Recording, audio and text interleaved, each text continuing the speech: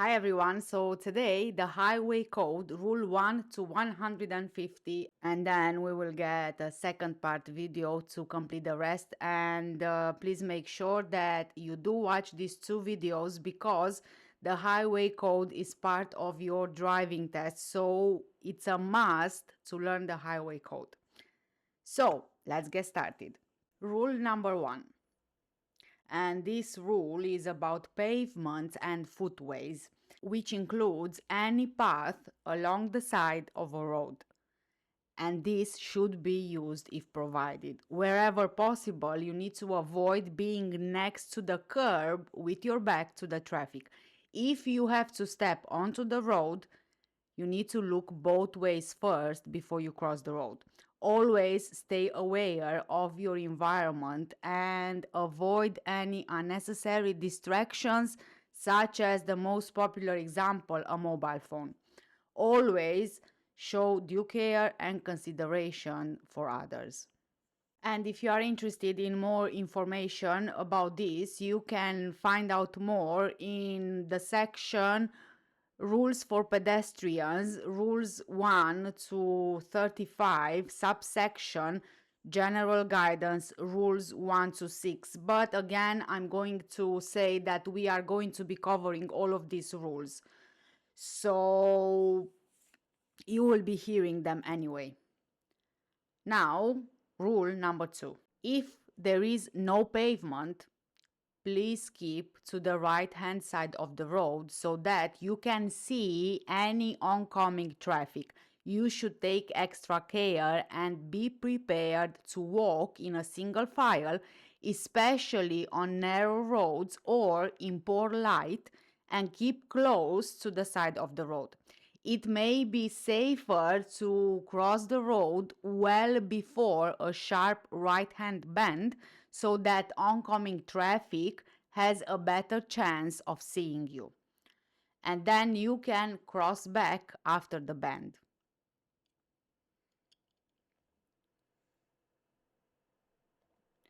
And again, more info can be found in the section Rules for Pedestrians, Rule 1 to 35, subsection General Guidance, Rules 1 to 6, which we will be covering in more detail. Rule number 3. Help other road users to see you. You need to wear or carry something which is light in color, bright or fluorescent in poor daylight conditions. When it's dark outside, please use reflective materials like armbands, waistcoats, jackets, footwear, sashes, which can be seen by drivers using headlights up to 3 times as far away as non-reflective materials. And this is covered in Rules for Pedestrians 1 to 35, subsection General Guidance, Rules 1 to 6, which we are covering and we will carry on covering. Rule number 4. Young children, they should not be out alone on the pavement or the road.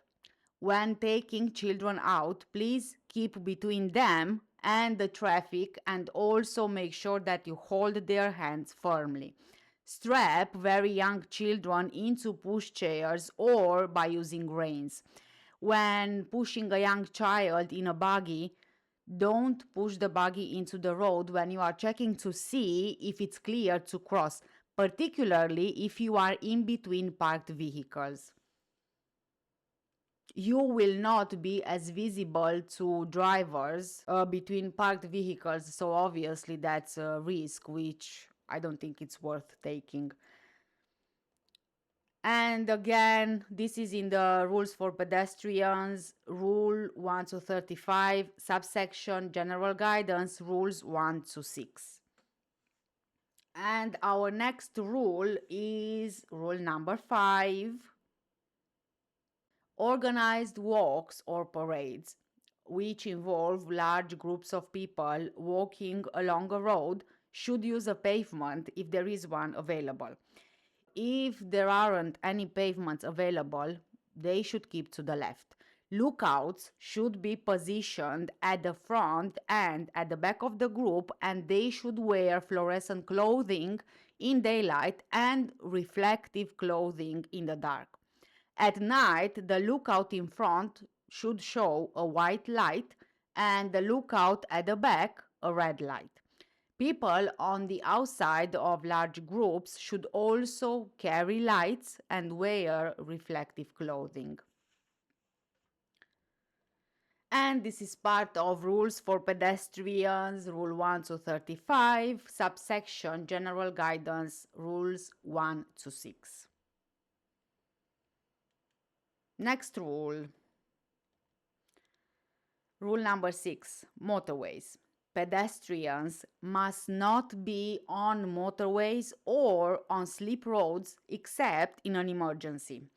You can find out more info in Rule 271 and Rule 275, which we will be covering in our next video with part 2 of the Highway Code rules. And the laws that apply here are the Road Traffic Regulation Act 1984, Section 17. So you can go and have a look at the laws as well. Also, the Motorways Traffic England and Wales Regulations 1982 Regulations 15(1)b, the Motorways Traffic Scotland Regulations 1995 Regulation 13. Next rule, number 7, and this is the Green Cross Code.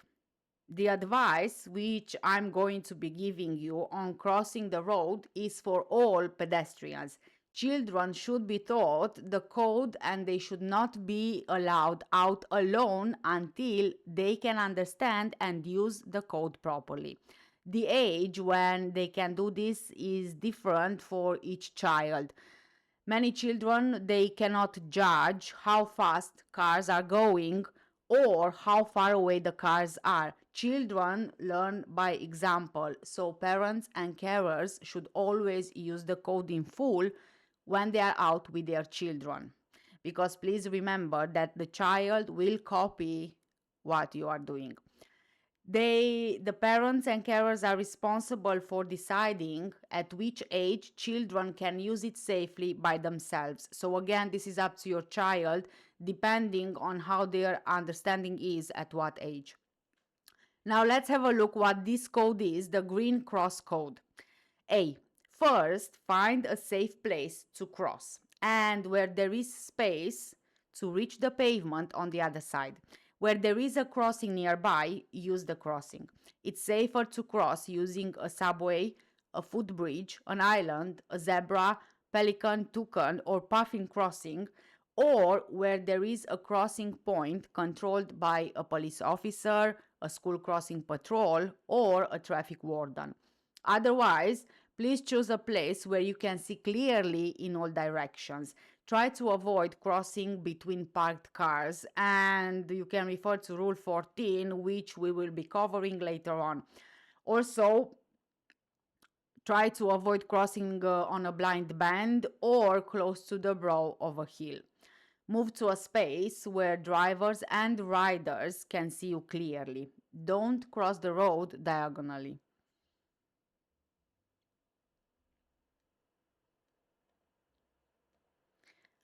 Green Cross Code B. Stop just before you get to the curve where you can see if anything is coming. Don't get too close to the traffic. If there is no pavement, keep back from the edge of the road, but make sure that you can still see any approaching traffic. C. Look all around for traffic and listen. Traffic can come from any direction. You need to listen as well, because you can sometimes hear traffic before you even see it. D. If traffic is coming, let the traffic pass.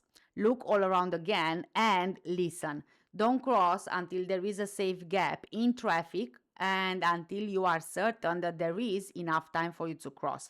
Remember, even if the traffic is a long way off, it may be approaching very quickly. E. When it's safe, go straight across the road, but please don't run. Keep looking and listening for traffic while you are crossing the road in case that there is any traffic you didn't see or in case that other traffic appears suddenly.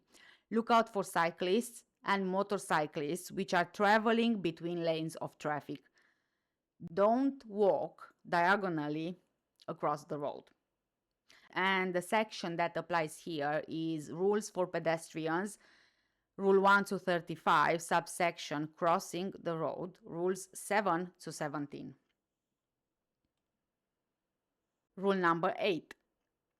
At a junction, when you are crossing or you are waiting to cross the road, other traffic should give way. So look out for traffic turning into the road, especially from behind you, and cross at a place where drivers can see you. If you started crossing already and traffic wants to turn into the road, you are the one who has priority and they should give way. Rules, you can refer to rules age 2 and 170. And this is covered in section Rules for Pedestrians, Rule 1 to 35, subsection Crossing the Road, Rules 7 to 17. Rule number 9. Pedestrian safety barriers. Where there are barriers, cross the road only at the gaps provided for pedestrians. Do not climb over the barriers or walk between them and the road. This is part of Rules for Pedestrians 1 to 35, subsection Crossing the Road, Rule 7 to 17. Rule number 10. Tactile paving. Raised surfaces that can be felt underfoot provide warning and guidance to blind or partially sighted people. The most common surfaces are a series of raised studs which are used at crossing points with a dropped curb, or a series of rounded raised bars which are used at level crossings at the top and bottom of steps and at some other hazards. And this is covered in the Rules for Pedestrians, Rule 1 to 35, subsection Crossing the Road, Rule 7 to 17. Rule number 11. One-way streets.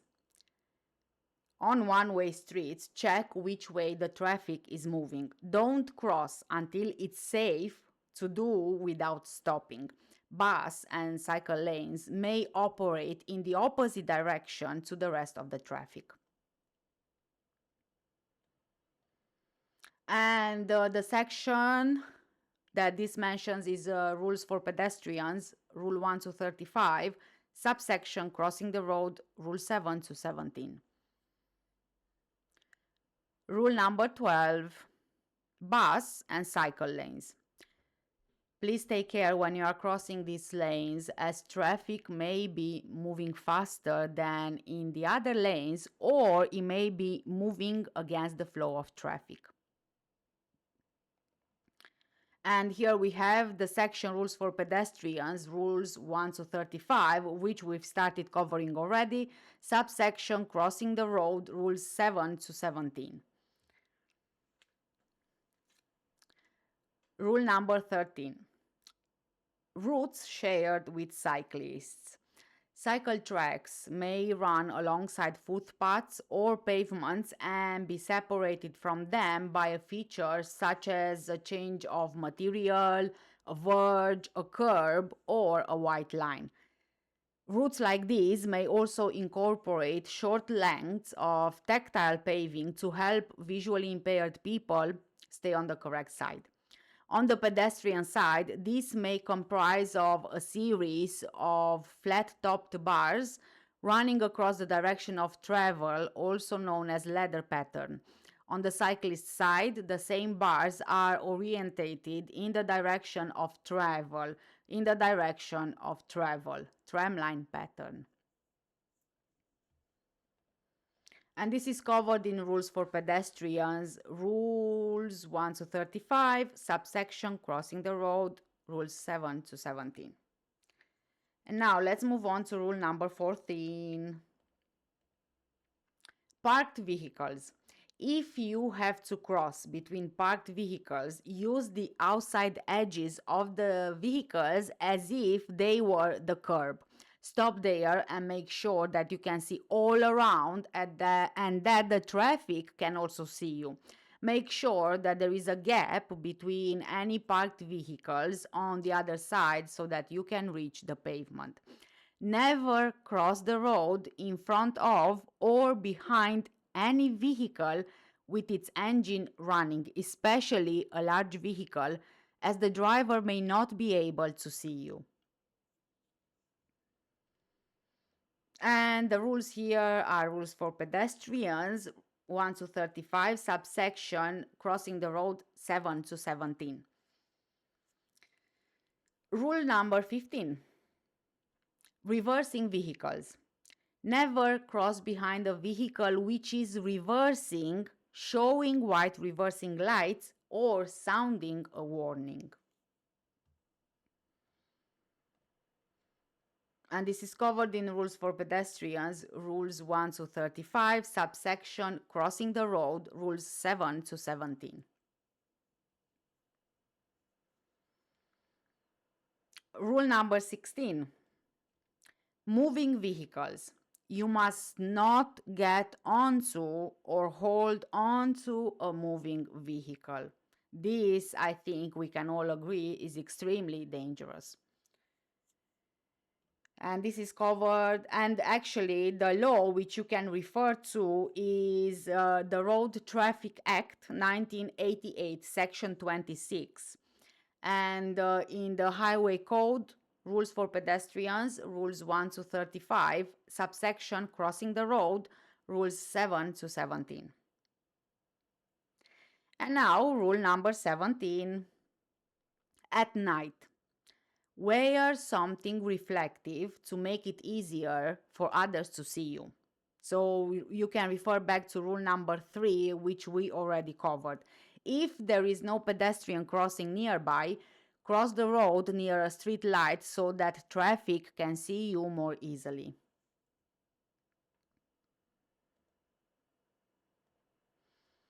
And again, this is part of Rules for Pedestrians, Rules 1 to 35, subsection Crossing the Road, Rules 7 to 17. And now let's move on to rule number 18. At all crossings, when you are using any type of crossing, you should always check that the traffic stopped before you start crossing the road or pushing a pram onto a crossing. Always cross between the studs or over the zebra markings. Don't cross at the side of the crossing or on the zigzag lines, as this can be dangerous. You must not loiter on any type of crossing. The laws that apply here are the Zebra, Pelican, and Puffin Pedestrian Crossings Regulations and General Directions 1997, Regulation 19, Road Traffic Regulation Act 1984, Section 25(5).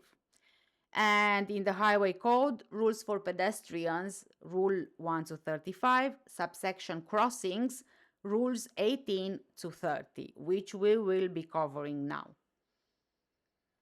So, rule number 19.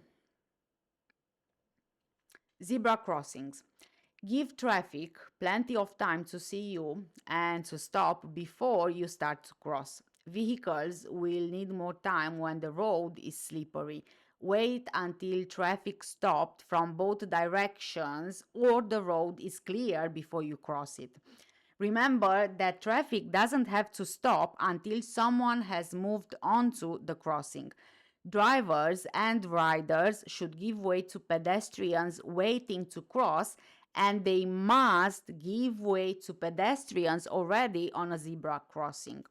So here the rule H2 applies.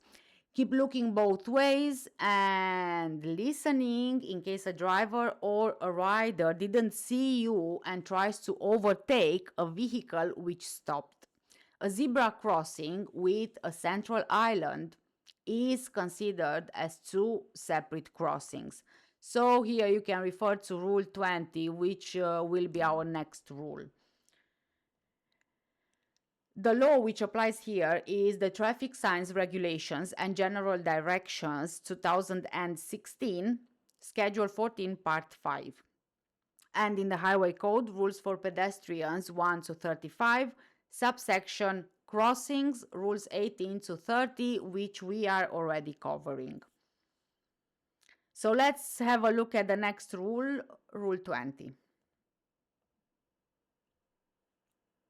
Where there is an island, as you can see in the picture on your screen, in the middle of a zebra crossing, wait on the island and follow Rule 19 before you cross the second half of the road. This is considered a separate crossing. So just a refresher, we've just covered Rule 19, but because this is considered like a separate crossing, you would do exactly the same as you did on the first one. So you wait and you make sure that the traffic has stopped before you cross the zebra crossing. And this is covered in the rules for pedestrians, Rule 1 to 35, subsection Crossings, Rules 18 to Rule 30. Moving on to rule number 21.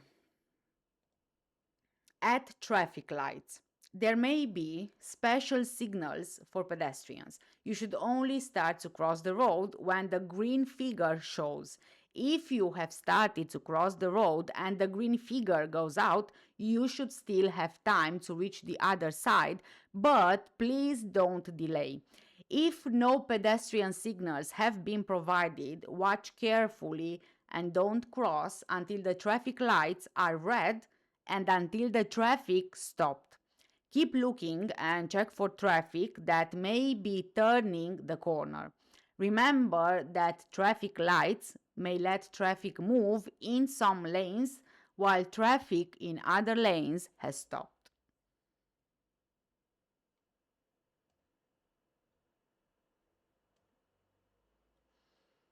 And the section from the Highway Code is Rules for Pedestrians, Rule 1 to 35, subsection Crossings, Rules 18 to 30. Rule number 22. Pelican crossings. These are signal-controlled crossings which are operated by pedestrians. Push the control button to activate the traffic signals. When the red figure shows, do not cross. When a steady green figure shows, check the traffic has stopped, then cross with care. When the green figure begins to flash, you should not start to cross. If you have already started crossing, you should have time to finish crossing safely.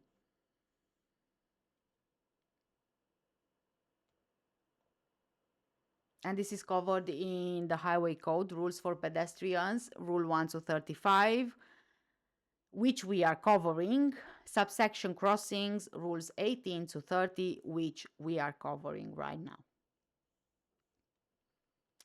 Rule number 23. Puffin crossings. Puffin crossings differ from pelican crossings as the red and green figures are above the control box on your side of the road and there is no flashing green figure phase. Press the button and wait for the green figure to show. And just like the other rules, this is in the Rules for Pedestrians 1 to 35, subsection Crossings, Rules 18 to 30. Rule number 24. When the road is congested, traffic on your side of the road may be forced to stop even though the lights are green. Traffic may still be moving on the other side of the road, so press the button and wait for the signal to cross. This as well is covered in Rules for Pedestrians 1 to 35, subsection Crossings, Rules 18 to 30. Rule number 25. Token crossings. These are light controlled crossings which allow cyclists and pedestrians to share crossing space and cross at the same time. They are push button operated. Pedestrians and cyclists will see the green signal together. Cyclists are permitted to ride across. And this is a part of rules for pedestrians, rule 1 to 35, subsection crossings, rules 18 to 30.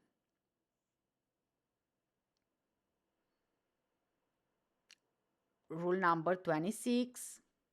At some crossings, there is a bleeping sound or a voice signal to indicate to blind or partially sighted people when the steady green figure is showing, and there may also be a tactile signal to help deaf blind people. This is part of rules for pedestrians 1 to 35, subsection crossings, rules 18 to 30. And let's see what Rule 27 in the Highway Code says. Equestrian crossings are crossings for horse riders. They have pavement barriers, wider crossing spaces, horse and rider figures in the light panels, and either two sets of controls, one higher or just one higher control panel. And this is covered in the rules for pedestrians, rule 1 to 35, subsection crossings, rules 18 to 30. Rule number 28. Staggered pelican or puffin crossings. When the crossings on each side of the central refuge are not in line, they are two separate crossings. On reaching the central island, press the button again and wait for a steady green figure. And of course, this is part of the Highway Code, rules for pedestrians 1 to 35, subsection crossings, rules 18 to 30. Rule 29. Crossings controlled by an authorized person. Do not cross the road unless you are signaled to do so by a police officer, a traffic warden, or school crossing patrol. Always make sure that you cross in front of them. And this is part of rules for pedestrians, rules 1 to 35, subsection crossings, rules 18 to 30. Yes, speaking of, let's see rule number 30. Where there are no controlled crossing points available, it's advisable to cross where there is an island in the middle of the road. Use the green cross code. You can refer back to rule number 7 to cross the island, to cross to the island, and then stop and use it again to cross the second half of the road. And this is part of rules for pedestrians, rule 1 to 35, subsection crossings, rules 18 to 30. Rule number 31.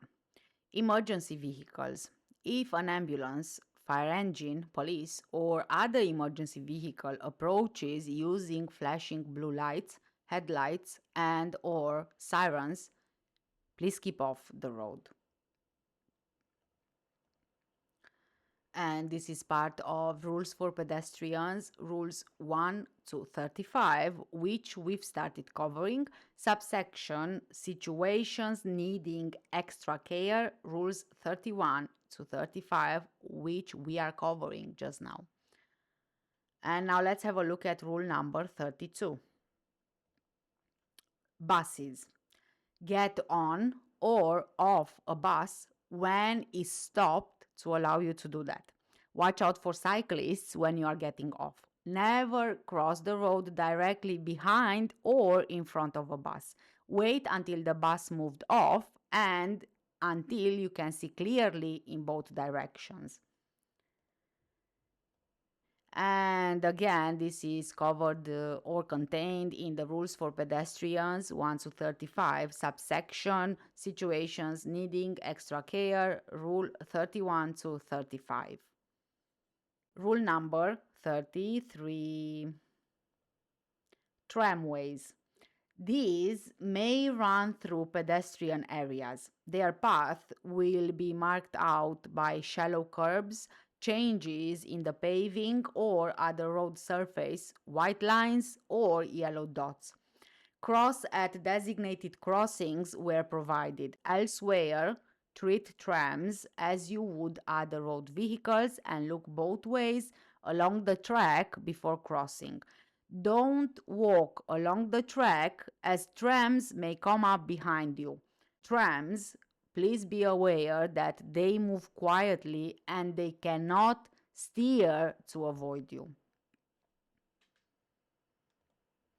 And this, of course, is part of rules for pedestrians 1 to 35, subsection situations needing extra care, rules 31 to 35. Rule number 34. Railway level crossings.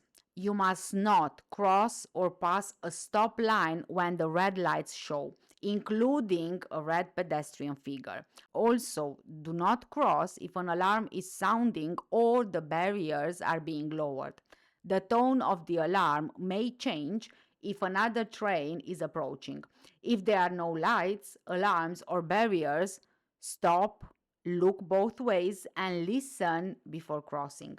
A tactile surface comprising of rounded bars running across the direction of pedestrian travel may be installed on the footpath approaching a level crossing to warn visually impaired people of its presence.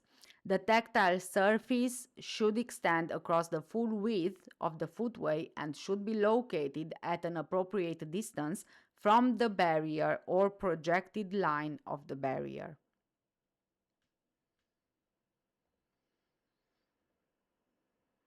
The law which applies here, if you would like to have more information, is the Traffic Signs Regulations and General Directions 2002, and it's regulation number 52.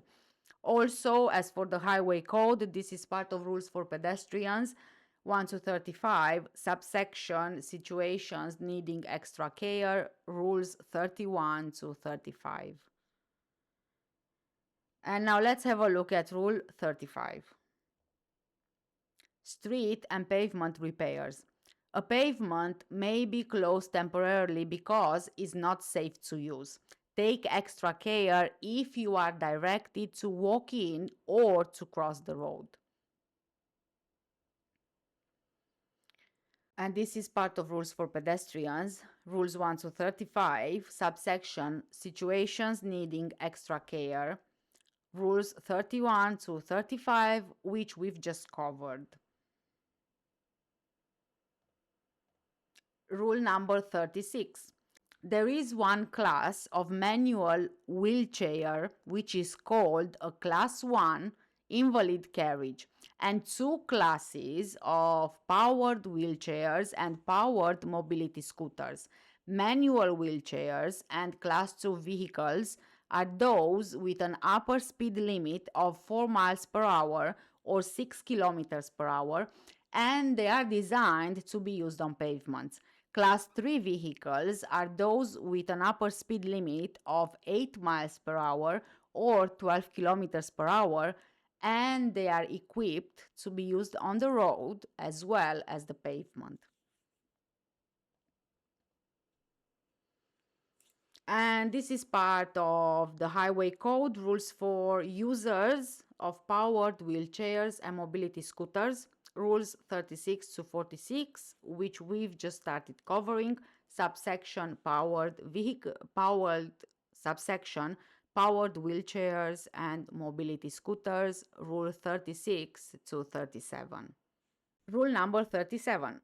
When you are on the road, you should obey the guidance and rules for other vehicles. When you are on the pavement, you should follow the guidance and rules for pedestrians. And just like the previous one, this is part of the highway code rules for users of powered wheelchairs and mobility scooters, rules 36 to 46, subsection powered wheelchairs and mobility scooters, rules 36 to 37. And we've just covered these. And now let's move on to rule number 38. Pavements are safer than roads and they should be used when available. You should give pedestrians priority and show consideration for other pavement users, particularly those with a hearing or visual impairment who may not be aware that you are there. And this is included in rules for users of powered wheelchairs and mobility scooters 36 to 46, subsection on pavements, rules 38 to 40, which we've just started covering. And now let's see what rule 39 is. Powered wheelchairs and scooters must not travel faster than 4 miles per hour or 6 kilometers per hour on pavements or in pedestrian areas.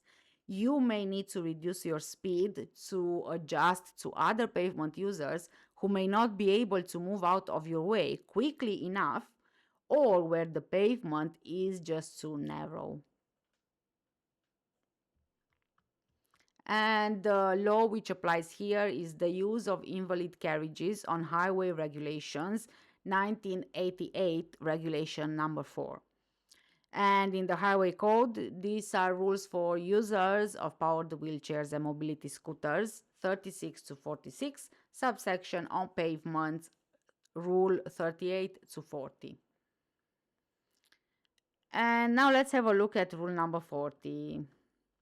When moving off the pavement onto the road, you should take special care. Before moving off, always look around and make sure it's safe to join the traffic.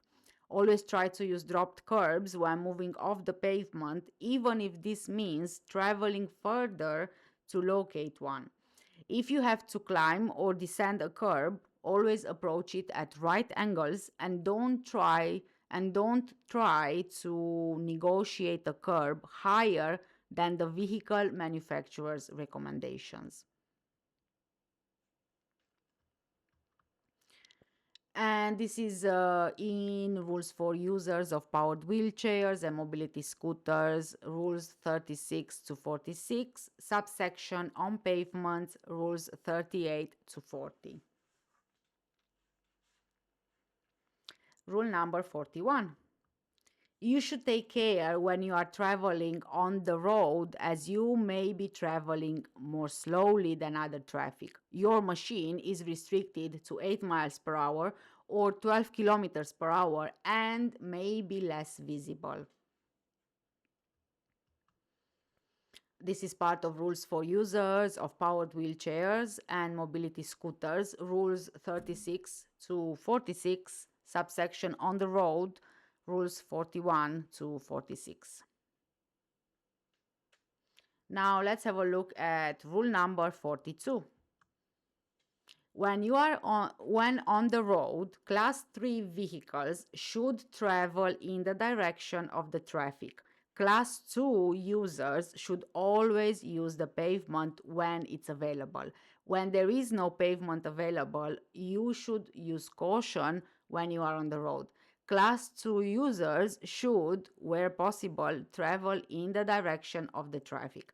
If you are traveling at night, when lights must be used, you should travel in the direction of the traffic to avoid confusing other road users. The law which applies here, and if you want more info, you can check it out. It's the use of invalid carriages on highway regulations 1988, regulation number 9. And of course, in the highway code is in the rules for users of powered wheelchairs and mobility scooters, rules 36 to 46, subsection on the road, rules 41 to 46. Rule number 43.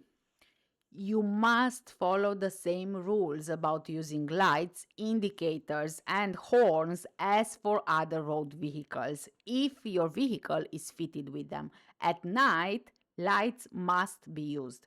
Be aware that other road users may not see you and you should make yourself more visible even in the daytime and also at dusk by, for instance, wearing a reflective jacket or reflective strips on the back of the vehicle. The law which applies here again is the use of invalid carriages on Highway Regulations 1988, Regulation number 9.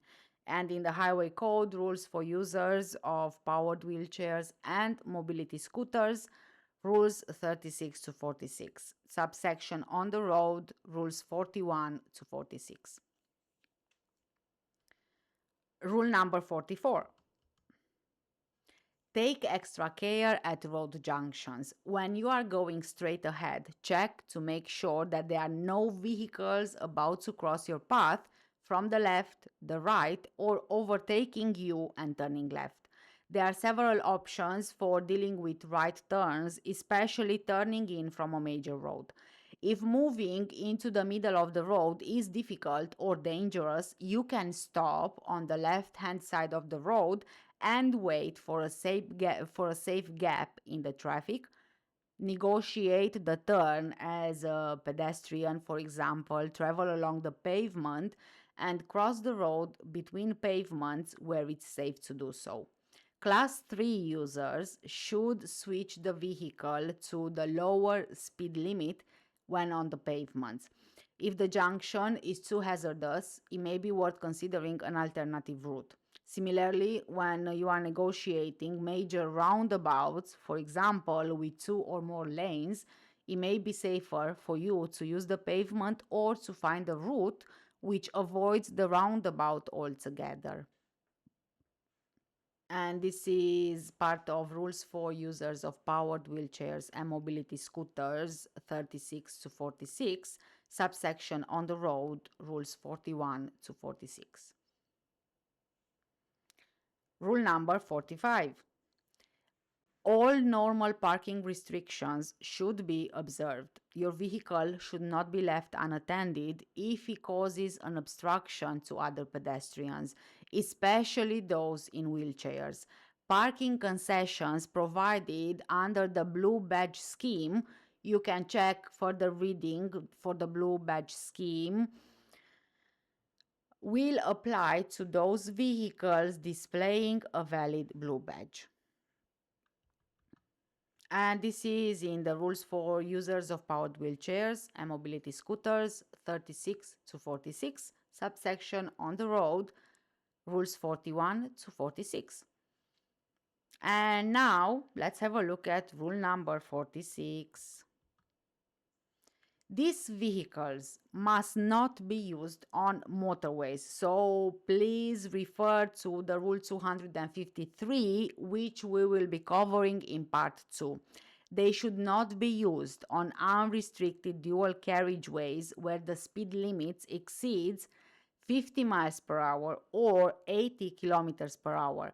But if they are used on these dual carriageways, they must have a flashing amber beacon.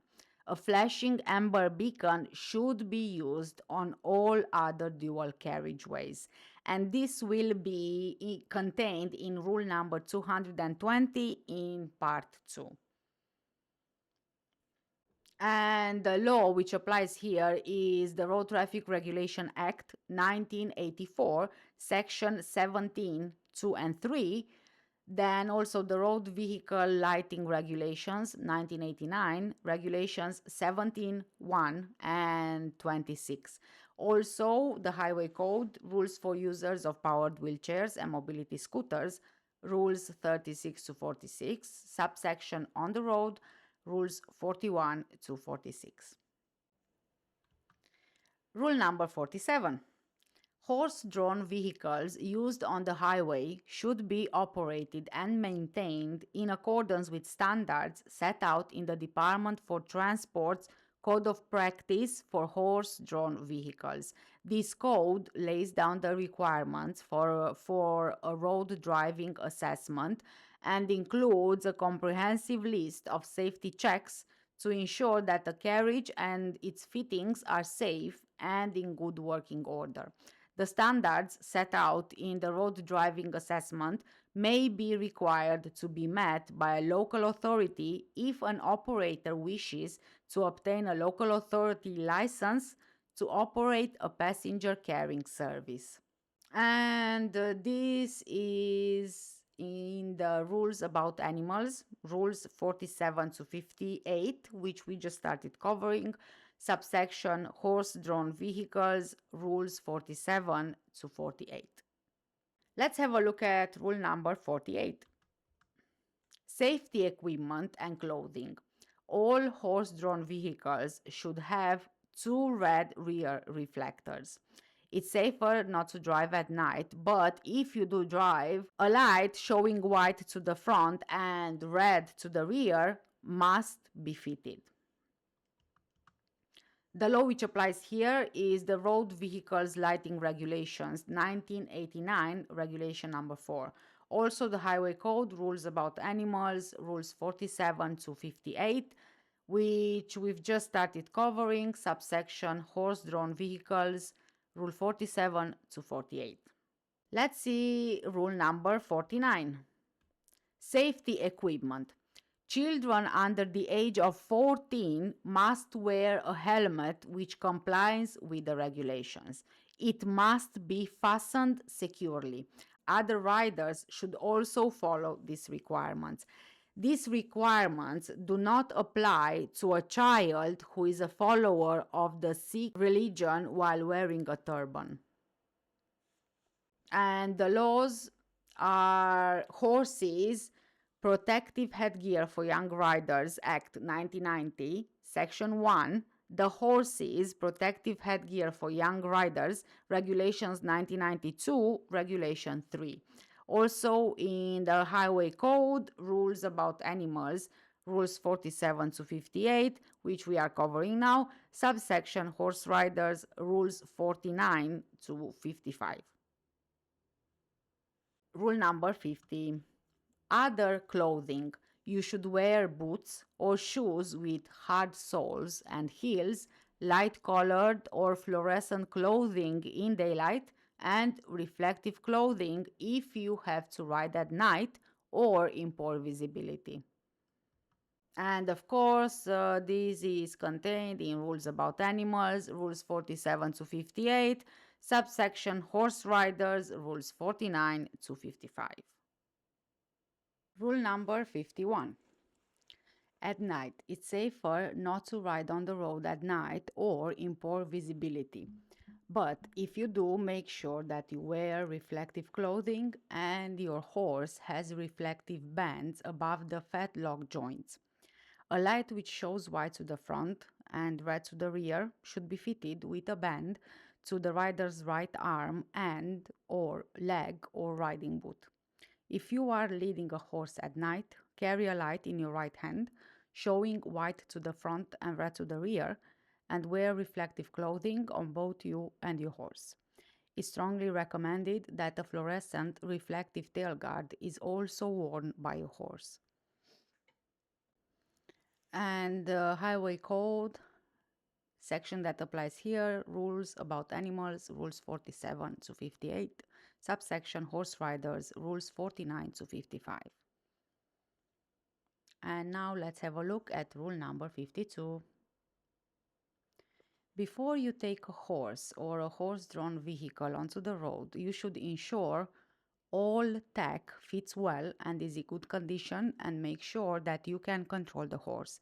If you are an inexperienced horse rider or you didn't ride in a while, consider taking the Ride Safe Award from the British Horse Society. The Ride Safe Award provides a foundation for any horse rider to be safe and knowledgeable when riding in all environments, but particularly on the road. For more information, you can check out www.bhs.org.uk website. Always ride with other, less nervous horses if you think that your horse will be nervous of traffic. Never ride a horse without both a saddle and a bridle and a bridle. And this is a part of rules about animals, rules 47 to 58, which we are currently covering. Subsection horse riders, rules 49 to 55. Rule number 53. Before riding off or turning, look behind you to make sure it's safe, then give a clear arm signal.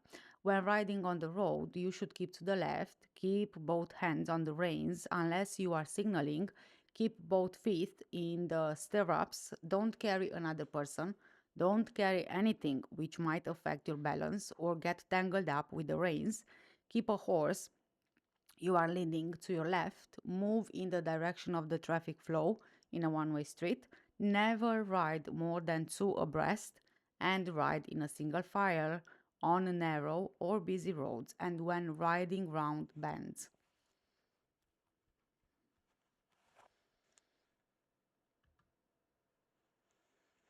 And this is in the rules about animals, rules 47 to 58, subsection horse riders, rule 49 to 55. Rule number 54. You must not take a horse onto a footpath or pavement, and you should not take a horse onto a cycle track. Use a bridleway where possible. Equestrian crossings may be provided for horse riders to cross the road, and you should use this where available. And you can refer back to Rule 27, which we've already covered. You should dismount at level crossings where a horse rider dismount sign is displayed.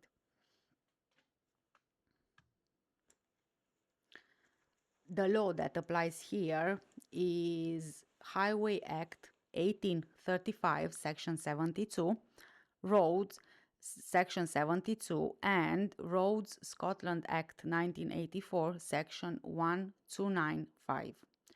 And of course, the Highway Code rules about animals 47 to 58, subsection horse riders rules 49 to 55.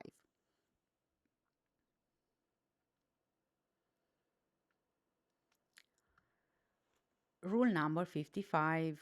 Avoid roundabouts wherever possible. If you use roundabouts, you should keep to the left and watch out for vehicles crossing your path to leave or to join the roundabout. Signal right when riding across exits to show that you are not leaving. Signal left just before you leave the roundabout.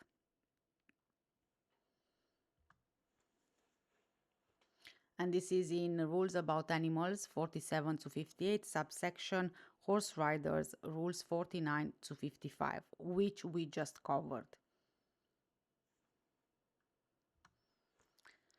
Rule 56. Dogs. Do not let a dog out on the road on its own. Keep it on a short lead when walking on the pavement, road, or path shared with cyclists or horse riders. And this is in Rules About Animals in the Highway Code, Rules 47 to 58, subsection Other Animals, Rules 56 to 58, which we've just started covering. And now let's have a look at our next rule, which is Rule 57. When in a vehicle, make sure dogs or other animals are suitably restrained so they cannot distract you while you are driving or injure you or themselves if you stop quickly. A seat belt, harness, a pet carrier, dog cage, or dog guard are ways of restraining animals in cars. And this is in the Highway Code, Rules About Animals, again, Rules 47 to 58, subsection Other Animals, Rules 56 to 58. Speaking of, let's move on to Rule 58 and see what the rule is about. Animals being herded. These should be kept under control at all times. You should, if possible, Send another person along the road in front to warn other road users, especially at the bend or the brow of a hill. It's safer not to move animals after dark, but if you do move the animals, then wear reflective clothing and ensure that lights are carried white at the front and red at the rear of the herd.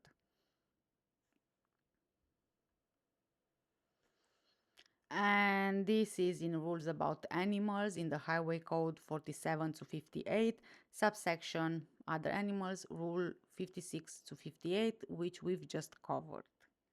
Rule 59, clothing. You should avoid clothing that may get tangled in the chain or in a wheel or may obscure your lights when you are cycling. Light colored or fluorescent clothing can help other road users to see you in daylight and in poor light conditions, while reflective clothing and or accessories such as arm, ankle bands, belt can increase your visibility in the dark. You should wear a cycle helmet that conforms to current regulations, is the correct size, and is securely fastened.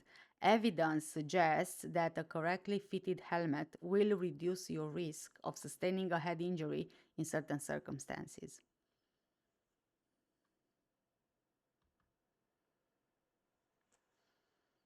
And this is in the Highway Code Rules for Cyclists, Rules 59 to 82, which we've just started covering, subsection Overview, Rules 59 to 71.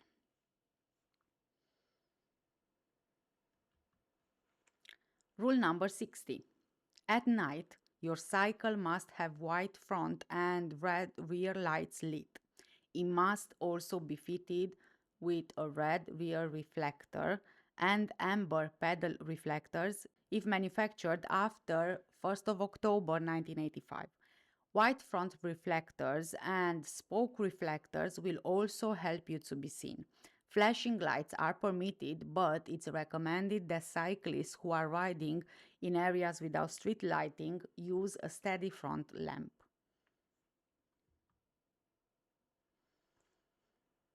And you can have a look at the law behind this, the Road Vehicles Lighting Regulations 1989, Regulations 13, 18, and 24. Also, the Highway Code, Rules for Cyclists, Rules 59 to 82, subsection Overview, Rules 59 to 71. Rule number 61. Cycle routes and other facilities. Cycle lanes are marked by a white line which may be broken along the carriageway. You can see Rule 140, which we will be covering a bit later in the video. Also use facilities such as cycle lanes and tracks, advanced stop lines, and token crossings. You can refer to Rule 62 and 73, so the next rule, and also be further down in the video, where they make your journey safer and easier. This will depend, of course, on your experience and skills and the situation at that time. While such facilities are provided for reasons of safety, cyclists may exercise their judgment and they are not obliged to use them. And again, this is contained in the Highway Code Rules for Cyclists 59 to 82, subsection Overview, Rules 59 to 71.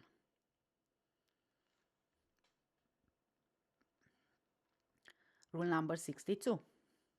Cycle tracks. These are routes for cyclists that are physically protected or located away from motor traffic other than where they cross side roads. And you can refer to Rule 206, which we will be covering in our next video. Cycle tracks may run alongside footpaths or pavements and be separated by a feature such as a change of material, a verge, a curb, or a white line. You must keep to the side intended for cyclists, as the pedestrian side remains a pavement or footpath. Some cycle tracks shared with pedestrians will not be separated by such a feature.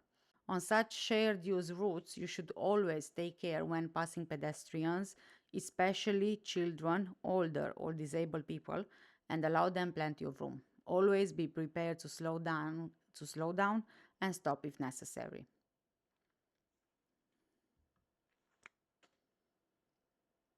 The law which applies here is the Highway Act 1835, Section 72. And you can see also in the Highway Code which rules apply. Rule number 63. Sharing space with pedestrians, horse riders, and horse-drawn vehicles. When riding in places where sharing with pedestrians, horse riders, or horse-drawn vehicles is allowed, take care when passing pedestrians and horse riders, especially children, older adults, and disabled people. Slow down when necessary and let them know that you are there. For example, by ringing your bell. It's actually recommended that your bike has a bell, or by calling out politely.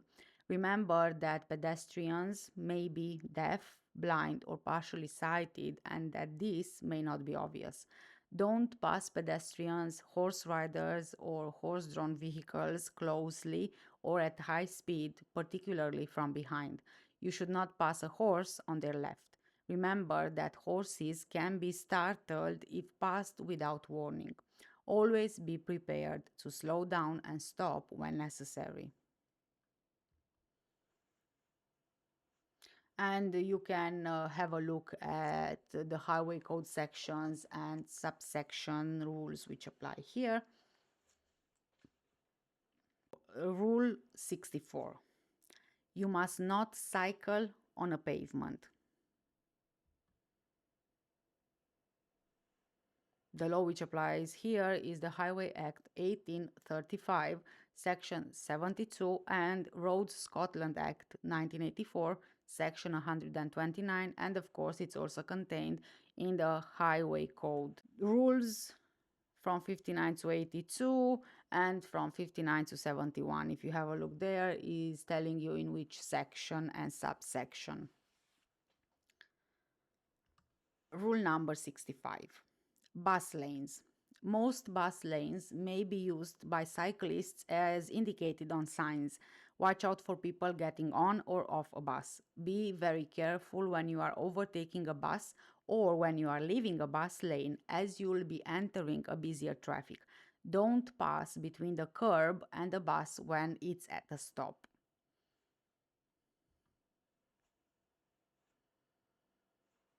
Rule number 66. You should avoid any actions that could reduce your control of your cycle. Be considerate of the needs of other road users when riding in groups. You can ride two abreast, and it can be safer to do so, particularly in larger groups or when accompanying children or less experienced riders. Be aware of drivers behind you and allow them to overtake, for example, by moving into single file or stopping when you feel that it's safe to let them. Don't ride close behind another vehicle in case the vehicle stops suddenly. Don't carry anything which will affect your balance or may get tangled up with your wheels or chain. Be considerate of other road users, particularly blind and partially sighted pedestrians and horse riders. Let them know you are there when necessary, for example, by calling out or by ringing your bell if you have one. And of course, it's recommended that a bell is fitted on your bike. You can have a look at rules for cyclists 59 to 82 and the overview 59 to 71. Rule number 67. You should look all around to make sure it's safe before moving away from the curb, when pulling out to overtake or to pass stationary vehicles, or when turning at junctions or stopping. Watch out for obstructions in the road, such as drains, service covers, and potholes, positioning yourself so you can move to the left as well as to the right to avoid them safely. Take care when you are passing parked vehicles, leaving enough room, a door's width or 1 meter, to avoid being hit if a car door is opened, and watch out for pedestrians stepping into your path. Be aware of traffic coming up behind you, including other cyclists, and give a clear signal to show other road users what your intention to do is. Take extra care near road humps, narrowings, and other traffic calming features when cycling on the road. Only pass to the left of large vehicles when they are stationary or slow moving, and you should proceed with caution as the driver may not be able to see you. Be particularly careful on the approach to junctions or where a large vehicle could change lanes to the left.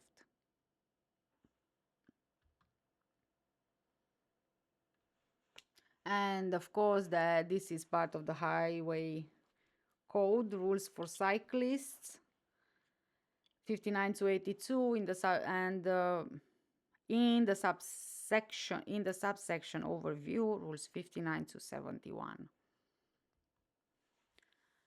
Rule 68. You must not carry a passenger unless your cycle has been built or adapted to carry one. Do not hold on to a moving vehicle or a moving trailer. Do not ride in a dangerous, careless, or inconsiderate manner. And do not ride when under the influence of drink or drugs, including medicine. The law which applies here is the Road Traffic Act 1988, Section 24, 26, 28, 29, and 30, as amended by Road Traffic Act 1991. Also, of course, in the Highway Code. Rule number 69. You must obey all traffic signs and traffic light signals.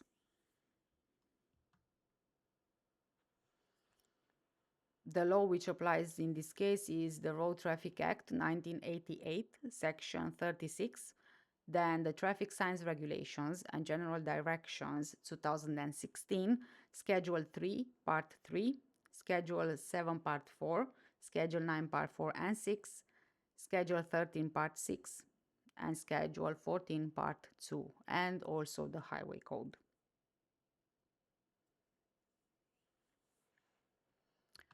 Rule number 70. When parking your cycle, find a conspicuous location where it can be seen by passers-by, use cycle stands or other cycle parking facilities wherever possible.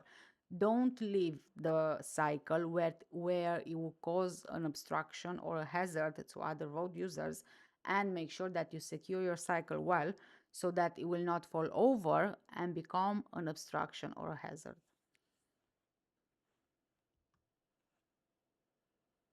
And of course that this is included in the Highway Code rules for cyclists. Rule 71.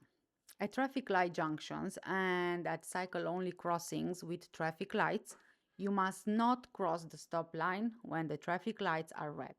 Some junctions have an advanced stop line to enable you to position yourself ahead of other traffic and wait. You can refer to rule number 178, which will be covered in our next video. When the traffic lights are red, you may cross the first stop line, but you must not cross the final stop line.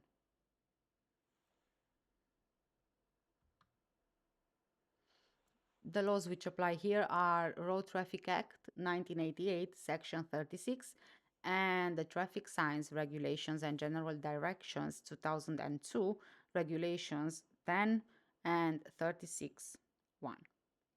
And of course, the Highway Code as well. Rule 72. Road positioning. When riding on the roads, there are two basic road positions you should adopt depending on the situation. 1. Ride in the center of your lane to make yourself as clearly visible as possible in the following situations. On quiet roads or streets, if a faster vehicle corners up behind you, move to the left to enable them to overtake, if you can do so safely. In slower moving traffic, when the traffic around you starts to flow more freely, Move over to the left if you can do so safely so that faster vehicles behind you can overtake, and at the approach to junctions or road narrowings where it would be unsafe for drivers to overtake you. And number two, when riding on busy roads with vehicles moving faster than you, allow them to overtake where it's safe to do so, whilst keeping at least zero point 0.5 meters away and further where it's safer from the curb edge. Remember that traffic on most dual carriageways moves quickly, so please also take extra care crossing slip roads. And this is contained in the Highway Code section rules for cyclists. Rule 73, junctions. Some junctions, particularly those with traffic lights, have special cycle facilities, including small cycle traffic lights at eye level height, which may allow you to move or cross separately from or ahead of other traffic. Use these facilities where they make your journey safer and easier. At junctions with no separate cyclist facilities, it's recommended that you proceed as if you were driving a motor vehicle. And here you can refer to rules 170 to 190, which we will be covering in our part 2. And of course, you can refer to the Highway Code rules for cyclists. Rule number 74. Turning. When approaching a junction on the left, watch out for vehicles turning in front of you, out of, or into the side road. If you intend to turn left, check first for other cyclists or motorcyclists before signaling. Do not ride on the inside of vehicles signaling or slowing down to turn left. If you are turning right, check the traffic to ensure it's safe, then signal and move to the center of the road. Wait until there is a safe gap in the oncoming traffic and give a final look before completing the turn. It may be safer to wait on the left until there is a safe gap or to dismount and push your cycle across the road. When turning into or out of a side road, you should give way to pedestrians crossing or waiting to cross.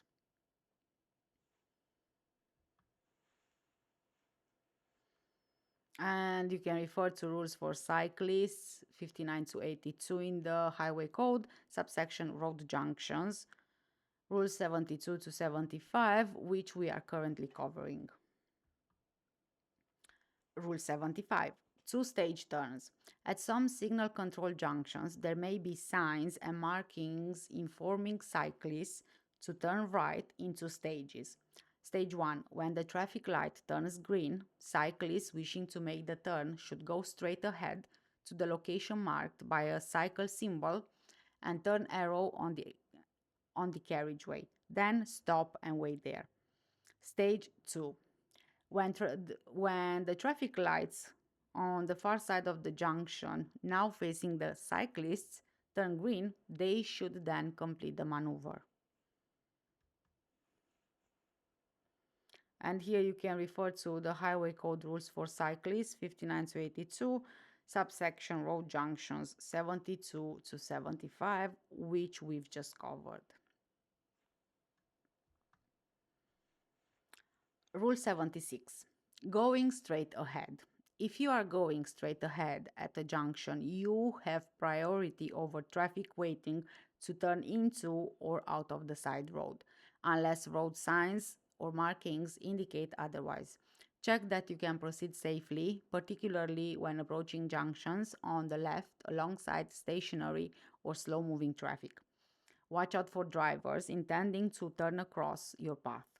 Remember, the driver ahead may not be able to see you, so bear in mind your speed and position in the road. Take great care when deciding whether it's safe to pass stationary or slow-moving lorries and other long vehicles, especially at the approach to junctions, as their drivers may not be able to see you. Remember that they may have to move over to the right before turning left, and that their rear wheels may then come very close to the curb while turning. And here you can refer back to rule number 67, which we've already covered.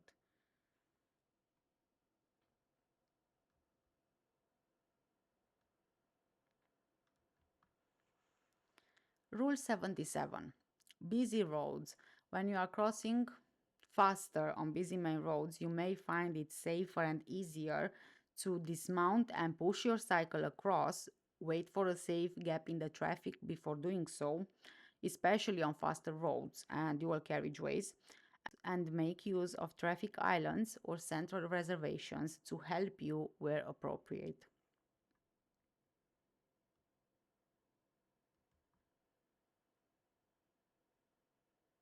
And of course, the highway code rules that apply here are the rules for cyclists 59 to 82, subsection roundabouts, rule 76 to 78, which we've just started covering.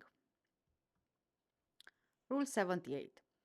Full details about the correct procedure at roundabouts without cycle facilities are contained in rules 184 to 190, which we will be covering in part 2. So watch out for vehicles crossing your path to leave or join the roundabout, remembering that drivers may not easily see you. Yes, and this is contained like the previous one in the rules for cyclists 59 to 82, subsection roundabouts 76 to 78. Rule 79. If you are turning right, you can ride in the left or right hand lanes and move left when approaching your exit. Position yourself in the center of your lane if it's safe to do so. You can refer back to Rule 72 and signal right to indicate that you are not leaving the roundabout. Alternatively, you may feel safer walking your cycle round on the pavement or verge. If you decide to ride round, keeping to the left-hand lane, you should be aware that drivers may not easily see you. Take extra care when cycling across exits. You should also signal right to show that you are not leaving the roundabout. Also, watch out for vehicles crossing your path to leave or join the roundabout. Then, where a roundabout has separate cycle facilities, you should use these facilities where they make your journey safer and easier, although you are not obliged to use them. This will depend on your experience and skills and the situation at that time.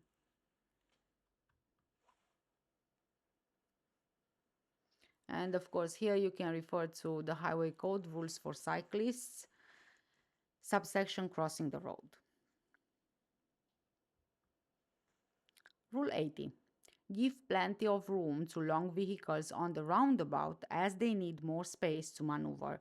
Don't ride in the space they need to get round the roundabout. It may be safer to wait until they have cleared the roundabout. And here you can refer to the highway code rules for cyclists 59 to 82, which we are covering currently, subsection crossing the road rules 79 to 82. Rule 81. Do not ride across equestrian crossings as they are for horse riders only. Do not ride across a pelican, puffin, or zebra crossing. Dismount and wheel your cycle across. And this is contained in the Highway Code Rules for Cyclists 59 to 82, subsection crossing the road, Rule 79 to 82, which we are currently covering. Rule 82. Crossings. Toucan crossings are light controlled crossings which allow cyclists and pedestrians to share crossing space and cross at the same time. They are push button operated. Pedestrians and cyclists will see the green signal together. Cyclists are permitted to ride across. Cycle track on opposite sides of the road may be linked by cycle-only signaled crossings. You may ride across, but you must not cross until the green cycle symbol is showing. Cycle track crossings can be in spacious pedestrian environments. Cyclists should look out and be prepared to stop for pedestrians crossing the track informally as well as at these designated points. Take extra care when crossing level crossings and tramways. You can refer to Rule number 306, which we will be covering in part 2. You should dismount at level crossings where a cyclist dismount sign is displayed.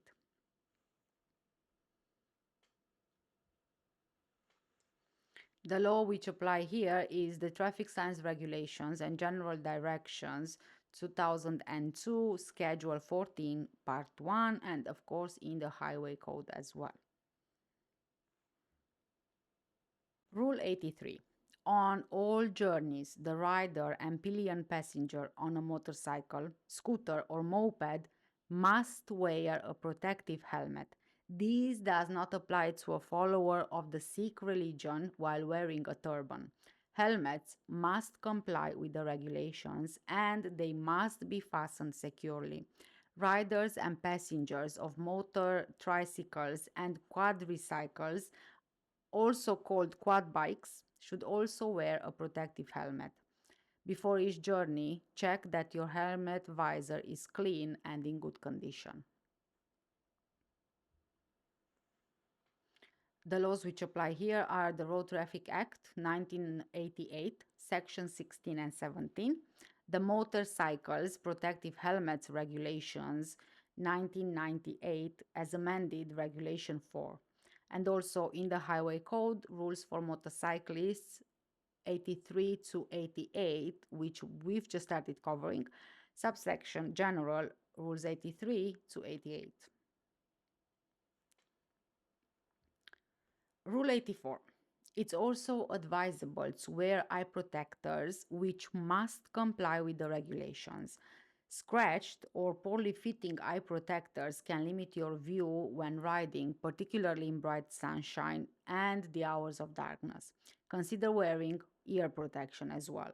Strong boots, gloves, and suitable clothing may help to protect you if you are involved in a collision.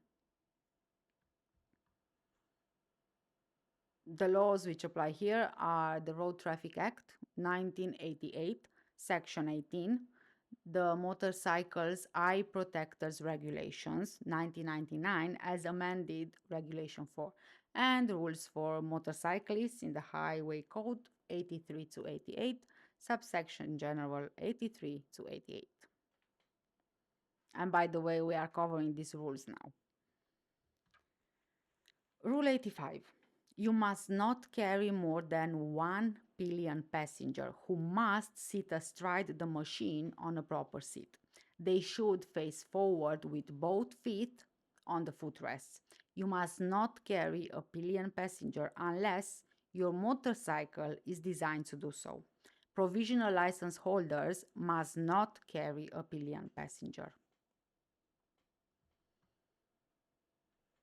The laws that apply here are Road Traffic Act 1988, Section 23, the Motor Vehicles Driving Licenses Regulations 1999, Regulation 16.6, the Road Vehicles Construction and Use Regulations 1986, Regulation 102, and the Highway Code rules for motorcyclists 83 to 88, subsection General 83 to 88.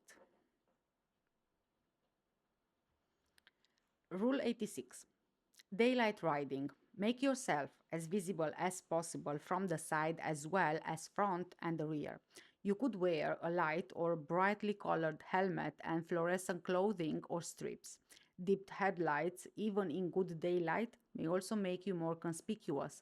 However, be aware that other vehicle drivers may still not have seen you or judged your distance or speed correctly, especially at junctions.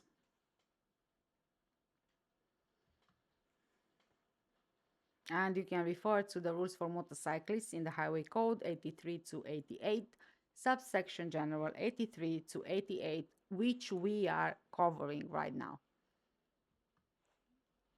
Rule 87. Riding in the dark.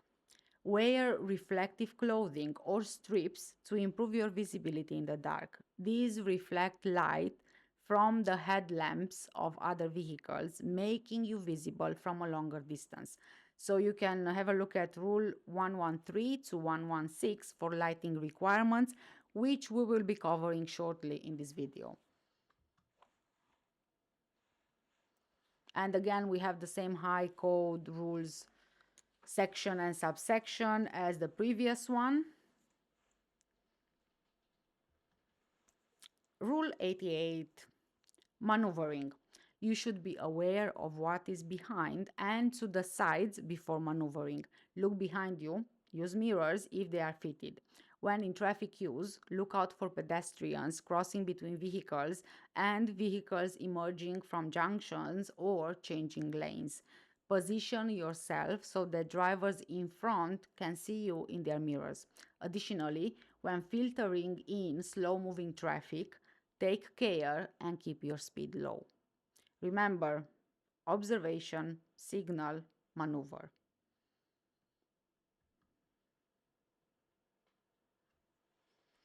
And of course, again, you can refer to the highway code rules for motorcyclists, Rule 83 to 88, which we have just covered now, subsection general, Rule 83 to 88.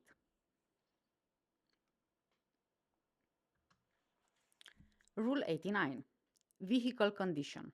You must ensure that your vehicle and trailer comply with the full requirements of the road vehicles, construction and use regulations, and road vehicles lighting regulations. See the road user and the law if you want to find more info. And this is contained in the Highway Code Rules for Drivers and Motorcyclists 89 to 102, subsection Vehicle Condition, Rule 89. We've just covered this rule now. Rule 90. Make sure that you are fit to drive. You must report to the Driver and Vehicle Licensing Agency or the DVLA any health condition likely to affect your driving. The law which applies here is the Road Traffic Act 1988, Section 94, and the Highway Code Rules for Drivers and Motorcyclists 89 to 102. Subsection Fitness to Drive, Rules 90 to 94, which we've just started covering now. Rule 91. Driving when you are tired greatly increases your risk of collision. To minimize this risk, make sure that you are fit to drive. Don't begin a journey if you are feeling tired. Get a good night's sleep before embarking on a long journey. Avoid undertaking long journeys between midnight and 6 a.m. when natural alertness is at a minimum, and plan your journey to take sufficient breaks. A minimum break of at least 15 minutes after every 2 hours of driving is recommended. If you feel at all sleepy, stop in a safe place. Don't stop on the hard shoulder of the motorway.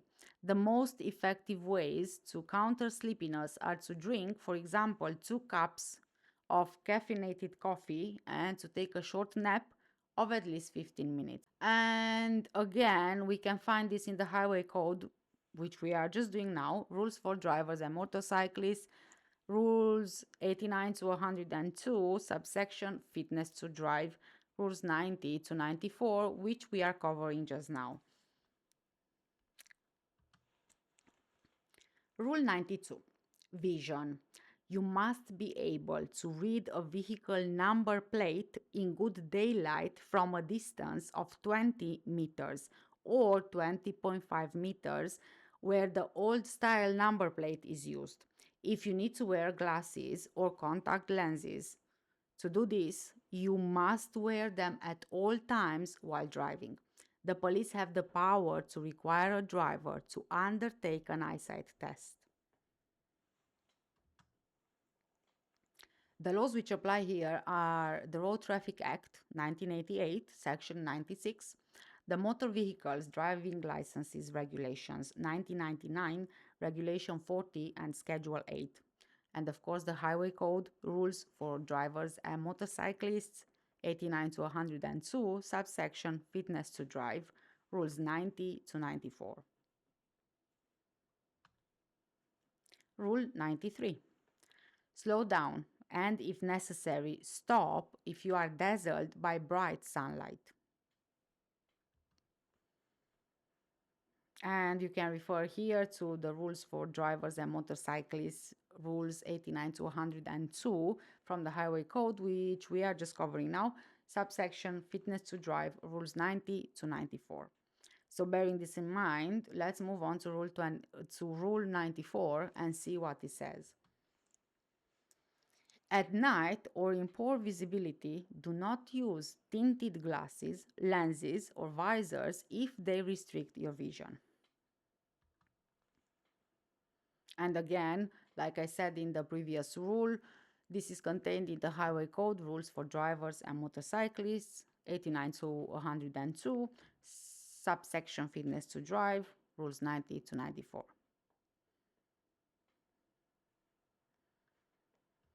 Rule 95. Do not drink and drive, as it will seriously affect your judgment and abilities.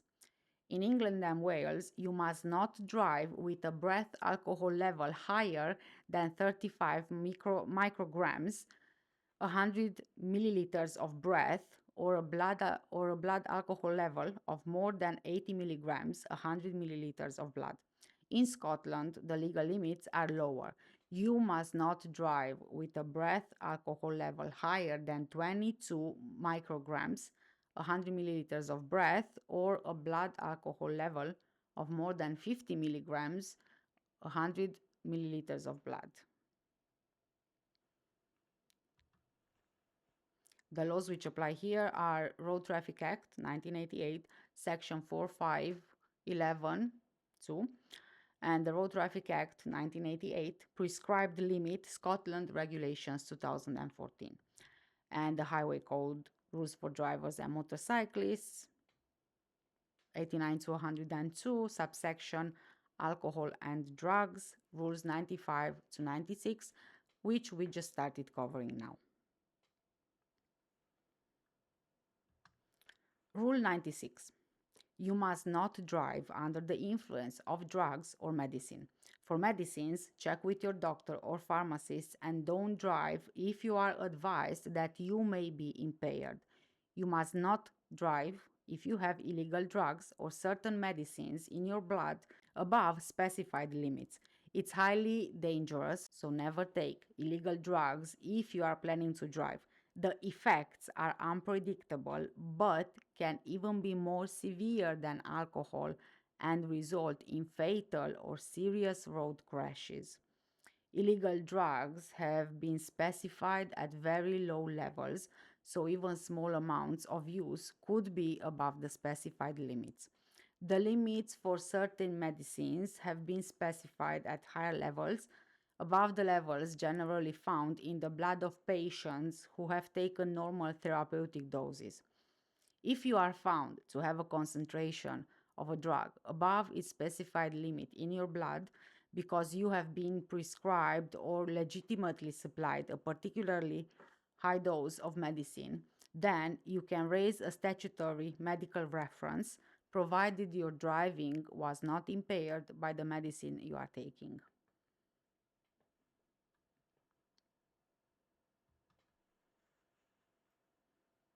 The law which applies here is the Road Traffic Act 1988, Section 4 and 5, and of course the Highway Code rules.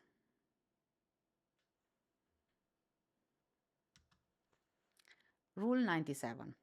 Before setting off, you should ensure that you have planned your route and you allowed enough time and you allowed sufficient time, that your clothing and footwear don't prevent you from using the controls in the correct manner, that you know where all the controls are and how to use them before you need them.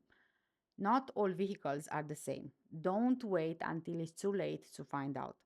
Make sure that your mirrors and seat are adjusted correctly to ensure comfort, full control, and maximum vision, that the head restraints are properly adjusted to reduce the risk of neck and spine injuries in the event of a collision, that you have sufficient fuel before you start your journey. especially if it includes motorway driving. It can be dangerous to lose power when you are driving in traffic, so make sure that your vehicle is legal and roadworthy, and make sure that you switch off your mobile phone because, of course, as we all know, mobile phones, they can be distractions when you are driving. And the rules from the highway code which apply here are the rules for drivers and motorcyclists 89 to 102, which we are covering right now, subsection before setting off. Rule 97, which is this rule. Rule 98, vehicle towing and loading. As a driver, you must not tow more than your license allows. If you pass the car test after 1st of January 1997, you are restricted on the weight of trailer you can tow. You must not overload your vehicle or trailer. You should not tow a weight greater than that recommended by the manufacturer of your vehicle. You must secure your load and it must not stick out dangerously. Make sure any heavy or sharp objects and any animals are secured safely. If there is a collision, they might hit someone inside the vehicle and cause serious injury. You should properly distribute the weight in your caravan or trailer with heavy items mainly over the axles and ensure a downward load on the tow ball. Manufacturer's recommended weight and tow ball load should not be exceeded. This should avoid the possibility of swerving or snaking and going out of control. If it does happen, ease off the accelerator and reduce speed gently to regain control. Carrying a load or pulling a trailer may require you to adjust the headlights. In the event of a breakdown, be aware that towing a vehicle on a tow rope is potentially dangerous. You should consider professional recovery. The laws which apply here are the Road Vehicles Construction and Use Regulations 1986, Regulation 100, and the Motor Vehicles Driving Licenses Regulations 1999, Regulation 43, and of course the Highway Code rules for drivers and motorcyclists 89 to 102, subsection Vehicle Towing and Loading, Rule 98, which we have just covered now. Rule 99. You must wear a seat belt in cars, vans, and other goods vehicles if one is fitted. So you can have a look at the following table, which will be on the next slide. Adults and children aged 14 years and over must use a seat belt or a child restraint where fitted when seated in minibuses, buses, and coaches. Exemptions are allowed for the holders of medical exemption certificates and those making deliveries or collections in goods vehicles when traveling less than 50 meters, approximately 162 feet. The laws which apply here are the Road Traffic Act 1988, Section 14 and 15, the Motor Vehicles Wearing of Seatbelts Regulations 1993, the Motor Vehicles Wearing of Seatbelts by Children in Front Seats Regulations 1993, the Motor Vehicles Wearing of Seatbelts Amendment Regulations 2006, and of course in the Highway Code rules for drivers and motorcyclists 89 to 102, subsection Seatbelts and Child Restraints rules 99 to 102.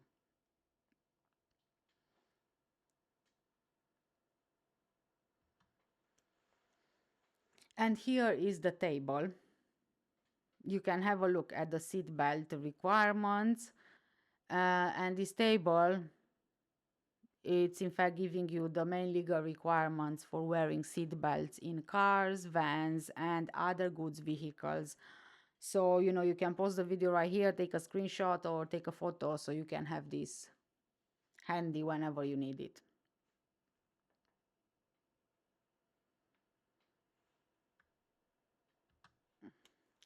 Rule 100. The driver must ensure that all children under 14 years of age in cars, vans, and other goods vehicles wear seat belts, or sit in an approved child restraint where required. So see table above, just the previous table we've seen. If a child is under 1.35 meters, approximately 4 feet 5 inches tall, a baby seat, child seat, booster seat, or booster cushion must be used suitable for the child's weight and fitted to the manufacturer's instructions. The laws here are Road Traffic Act 1988, Section 14 and 15, the Motor Vehicles Wearing of Seat Belts Regulations 1993, the Motor Vehicles Wearing of Seat Belts by Children in Front Seats Regulations 1993, the Motor Vehicles Wearing of Seat Belts Amendment Regulations 2006, and also, of course, the Highway Code Rules for Drivers and Motorcyclists 89 to 102, subsection Seat Belts and Child Restraints, Rules 99 to 102, which we've just started covering. Rule 101. A rear-facing baby seat must not be fitted into a seat protected by an active frontal airbag, as in a crash, it can cause serious injury or death to the child. The laws which apply here are the Road Traffic Act 1988, sections 14 and 15, the Motor Vehicles Wearing of Seat Belts Regulations 1993, the Motor Vehicles Wearing of Seat Belts by Children in Front Seats Regulations 1993, the Motor Vehicles Wearing of Seat Belts Amendment Regulations 2006, and of course in the Highway Code Rules for Drivers and Motorcyclists 89 to 102, subsection Seat Belts and Child Restraints Rules 99 to 102. Rule 102. Children in cars, vans, and other goods vehicles. Drivers who are carrying children in cars, vans, and other goods vehicles should also ensure that children should get into the vehicle through the door nearest to the curb, that child restraints are properly fitted to manufacturer's instructions, that children do not sit behind the rear seats in an estate car or hatchback unless a special child seat has been fitted, that the child safety door locks where fitted are used when children are in the vehicle and children are kept under control. This section should be read by all drivers, motorcyclists, cyclists, and horse riders. The rules in the Highway Code do not give you the right of way in any circumstances, but they advise you when you should give way to others. Always give way if it can help to avoid an incident. And of course, this is contained in the Highway Code Rules for Drivers and Motorcyclists 89 to 102, which we are currently covering, subsection Seat Belts and Child Restraints Rules 99 to 102. Rule 103. Signals warn and inform other road users, including pedestrians, of your intended actions. You should always give clear signals in plenty of time. Having checked is not misleading to signal at that time. Always use them to advise other road users before you change course or direction, stopping or moving off. Always cancel them after use and make sure that your signals will not confuse others. If, for instance, you want to stop after a side road, do not signal until you are passing the road. If you signal earlier, it may give the impression that you intend to turn into the road. Your brake lights will warn traffic behind you that you are slowing down. Use an arm signal to emphasize or reinforce your signal if necessary. Remember that signaling does not give you priority. And below you can see the general rules, techniques, and advice for all drivers and riders. Rules 103 to 158 in the Highway Code, subsection signals. Rules 103 to 106. These rules, we are covering them now.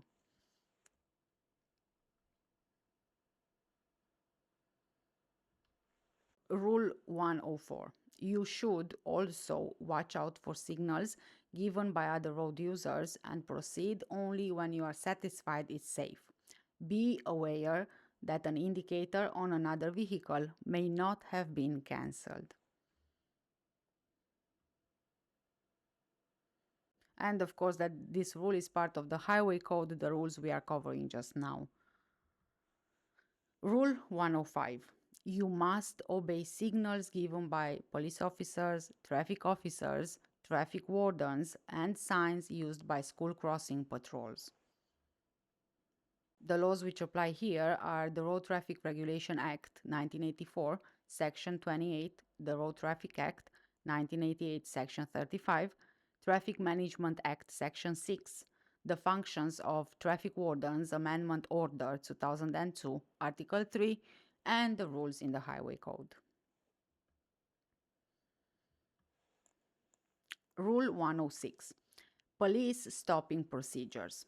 If the police want to stop your vehicle, they will, where possible, attract your attention by flashing blue lights, headlights, or sounding their siren or horn, usually from behind, or by directing you to pull over to the side by pointing and or using the left indicator.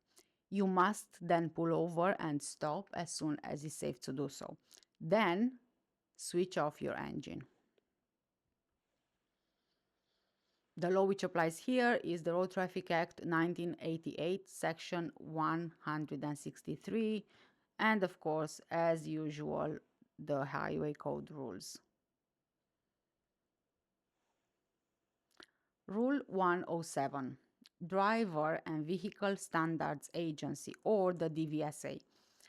The officers have the power to stop vehicles on all roads, including motorways and trunk roads. They will attract your attention by flashing amber lights, either from the front, requesting you to follow them to a safe place to stop, or from behind, directing you to pull over to the side by pointing and or using the left indicator. It's an offense not to comply with their directions. You must obey any signals given. The law which applies in this case is the Road Traffic Act 1988, Section 67, Police Reform Act Section 41, and Schedule 5.8.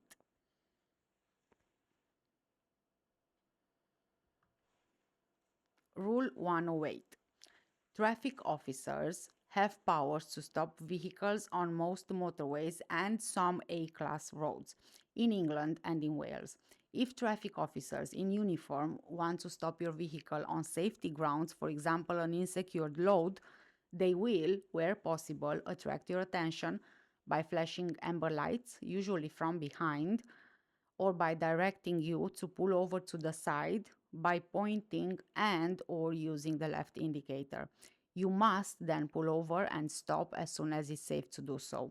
Then you must switch off your engine. It's an offense not to comply with their directions.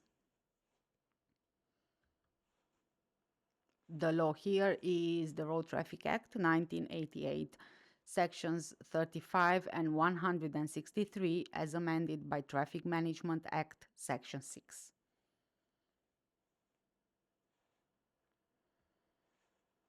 Rule 109. Traffic light signals and traffic signs. You must obey all traffic light signals and traffic signs giving orders, including temporary signals and signs. Make sure that you know, understand, and act on all other traffic and information signs and road markings. The laws which apply here are the Road Traffic Act 1988, Section 36, the Traffic Signs Regulations and General Directions 2002, Regulations 10, 15, 16, 25, 26, 27, 28, 29, 36, 38, and 40. And of course the Highway Code rules.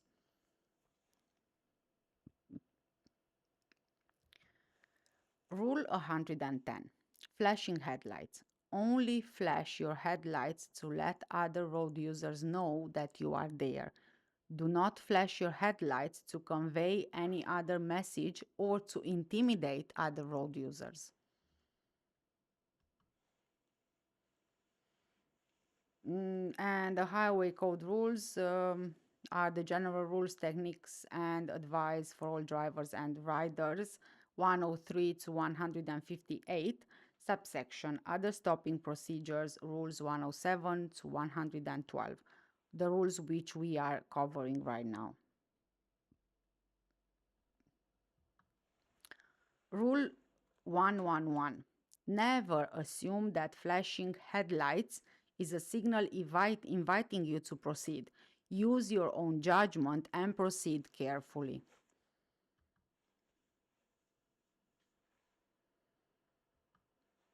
Rule 112. The horn. Use only while your vehicle is moving and you need to warn other road users of your presence. Never sound your horn aggressively. You must not use your horn while stationary on the road or when you are driving in a built-up area between the hours of 11:30 at night and 7 in the morning, except when another road user poses a danger. The law which applies here is the Road Vehicles Construction and Use Regulations, 1986, Regulation 99.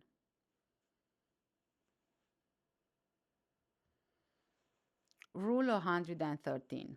You must ensure that all side lights and rear registration plate lights are lit between sunset and sunrise.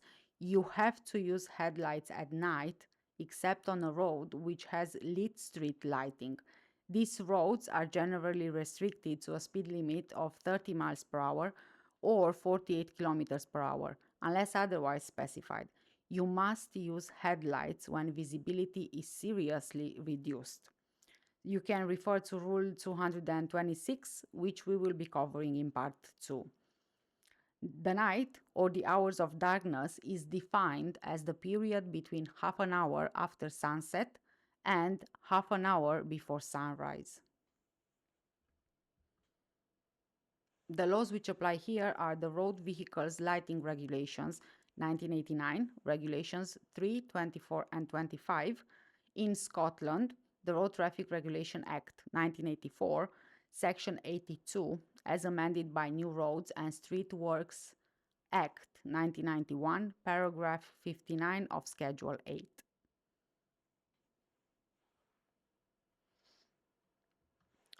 Rule 114.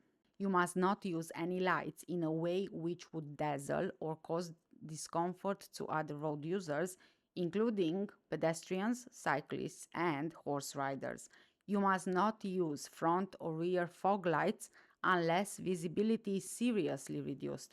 You must switch them off when visibility improves to avoid dazzling other road users. You can also refer to Rule 226, which we will be covering in Part 2. In stationary queues of traffic, drivers should apply the parking brake, and once the following traffic stopped, take their foot off the foot brake to deactivate the vehicle brake lights. This will minimize glare to road users behind until the traffic moves again.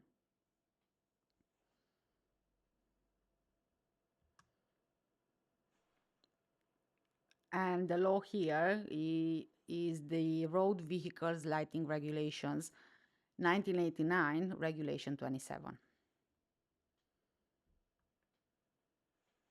Rule 115. You should also use dipped headlights or dim dip if fitted at night in built-up areas and in dull daytime weather to ensure that you can be seen. You should keep your headlights dipped when overtaking until you are level with the other vehicle and then change to main beam if necessary, unless this would dazzle oncoming road users. And you should also slow down and, if necessary, stop if you are dazzled by oncoming headlights. And of course, that this is covered in the Highway Code, General Rules, Techniques, and Advice for all drivers and riders, Rules 103 to 158, which we are covering right now, subsection Lighting Requirements, Rules 113 to 116. So, having that in mind, let's see what Rule 116 says. Hazard warning lights.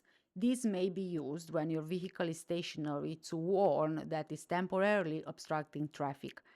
Never use hazard warning lights as an excuse for dangerous or illegal parking. You must not use hazard warning lights while driving or being towed unless you are on a motorway or unrestricted dual carriageway and you need to warn drivers behind you of a hazard or obstruction ahead. Only use them for long enough to ensure that your warning has been observed. The law that applies here is the Road Vehicles Lighting Regulations, 1989 Regulation 27.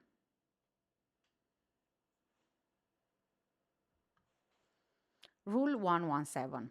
In normal circumstances, the safest way to brake is to do so early and lightly. Brake more firmly as you begin to stop. Ease the pressure off just before the vehicle comes to rest to avoid a jerky stop.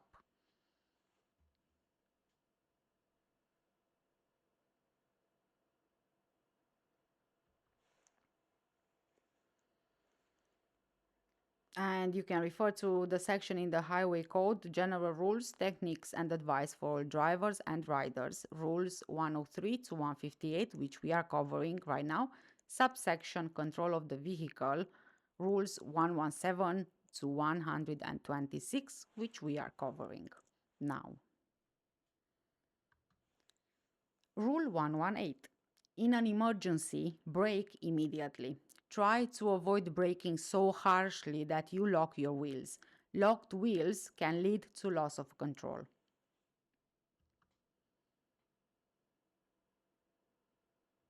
Rule 119. Skids. Skidding is usually caused by the driver braking, accelerating, or steering too harshly, or driving too fast for the road conditions.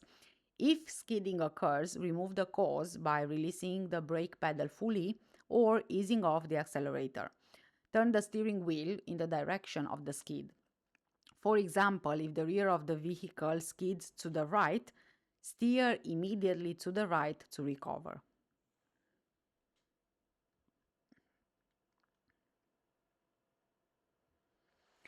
Rule 120. ABS. If your vehicle is fitted with anti-lock brakes, you should follow the advice given in the vehicle handbook. However, in the case of an emergency, apply the foot brake firmly. Do not release the pressure until the vehicle has slowed to the desired speed. The ABS should ensure that steering control will be retained, but do not assume that a vehicle with ABS will stop in a shorter distance.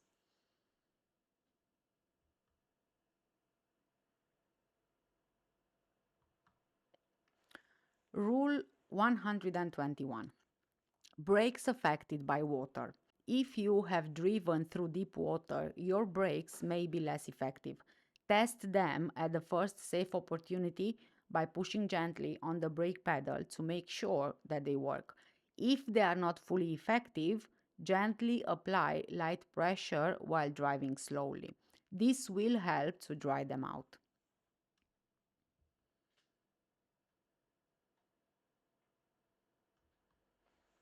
Rule 122. Coasting. This term describes a vehicle traveling in neutral or with the clutch pressed down. It can reduce driver control because engine braking is eliminated, vehicle speed downhill will increase quickly, increased use of the foot brake can reduce its effectiveness, steering response will be affected, particularly on bends and corners, and it may be more difficult to select the appropriate gear when needed.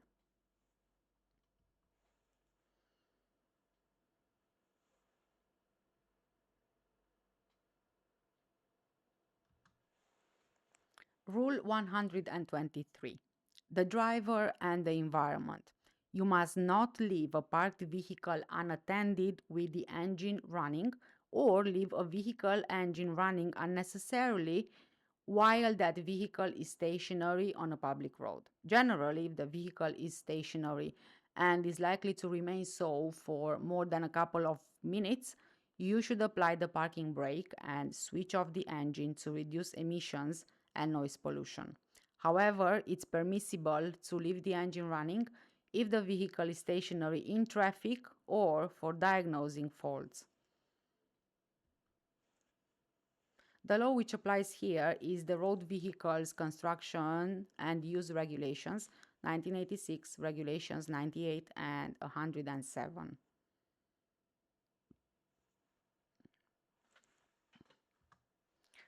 Rule 124.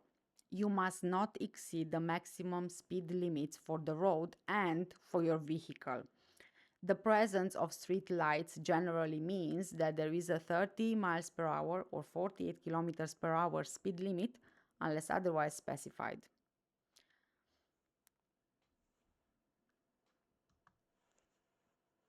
The laws which apply here are Road Traffic Regulation Act 1984, Section 81, 86, 89, and Schedule 6 as amended by the Motor Vehicles Variations of Speed Limits England and Wales Regulations 2014. And here is the speed limits table.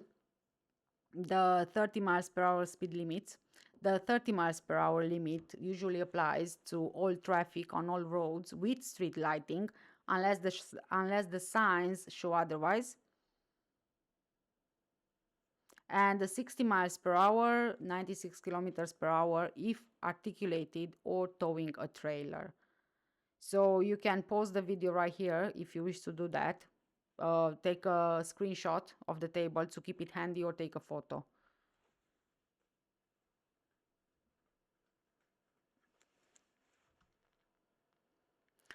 Rule 125. The speed limit is the absolute maximum and does not mean it's safe to drive at that speed irrespective of conditions. Driving at speeds too fast for the road and traffic conditions is dangerous. You should always reduce your speed when the road layout or condition presents hazards such as bends, when you are sharing the road with pedestrians, cyclists, and horse riders, particularly children and motorcyclists, when the weather conditions make it safer to do so, when driving at night, as it is more difficult to see other road users.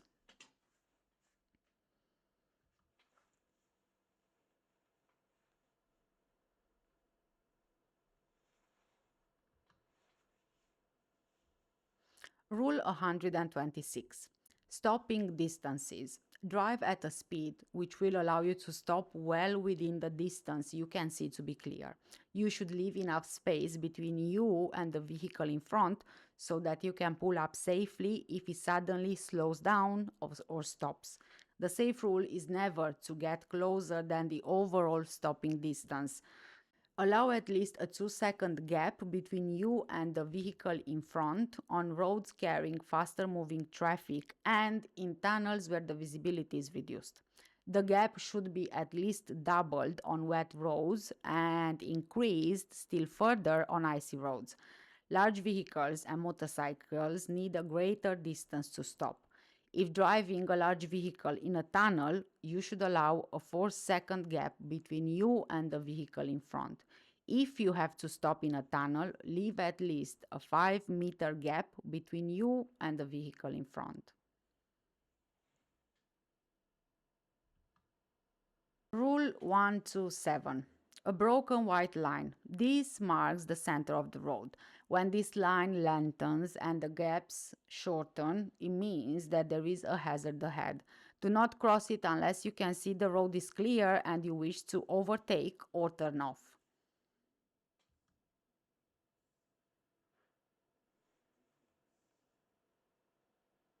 So this rule is part of the Highway Code, General Rules, Techniques and Advice for all drivers and riders, Rules 103 to 158, subsection Lines and Lane Markings on the Road, Rules 127 to 132, which we are covering right now.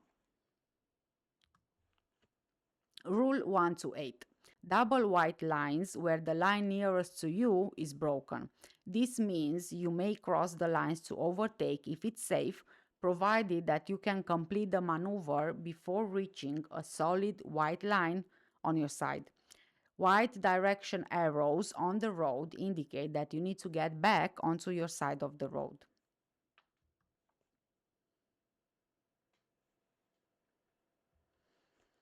Rule 129. Double white lines where the line nearest you is solid. This means you must not cross or straddle it unless it's safe and you need to enter adjoining premises or a side road. You may cross the line if necessary, provided that the road is clear to pass a stationary vehicle or to overtake a pedal cycle, horse, or road maintenance vehicle if they are traveling at 10 miles per hour or 16 kilometers per hour or less. The law which applies here is the Road Traffic Act 1988, Section 36, the Traffic Signs Regulations and General Directions 2002, Regulations 10 and 26.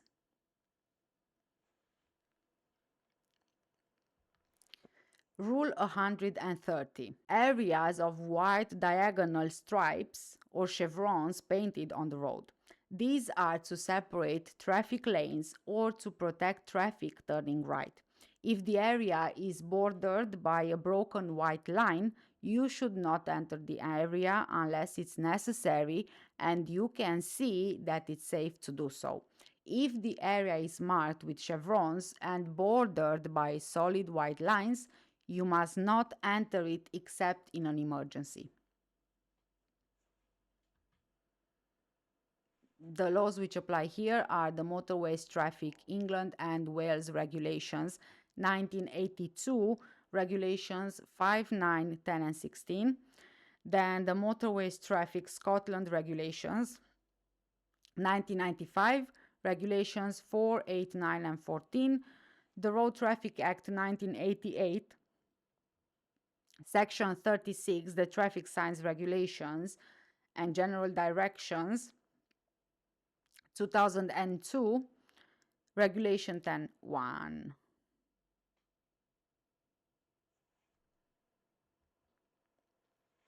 Rule 131.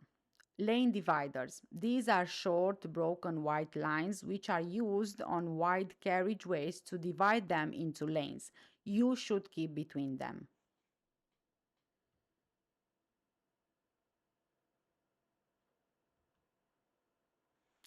Rule 132.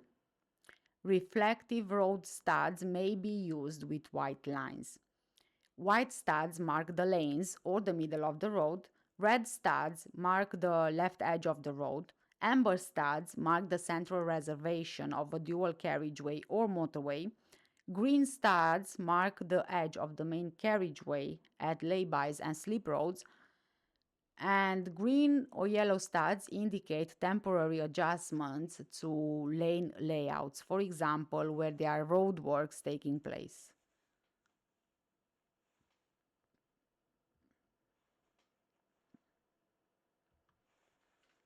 Rule 133. If you need to change lane, first use your mirrors and if necessary, take a quick sideways glance to make sure that you will not force another road user to change course or speed. When it's safe to do so, signal to indicate your intentions to other road users and when clear, move over. And with our rules, we got now to the subsection of the Highway Code, multi-lane carriageways, rules 133 to 143. Rule 134. You should follow the signs and road markings and get into the lane as directed. In congested road conditions, do not change lanes if you don't need to. Merging in turn is recommended, but only if safe and appropriate when vehicles are traveling at a very low speed. For example, when approaching roadworks or a road traffic incident. Is not recommended at high speed.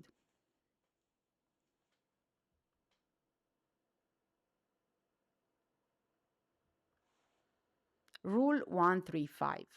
Where a single carriageway has three lanes and the road markings or signs don't give priority to traffic in either direction, use the middle lane only for overtaking or turning right.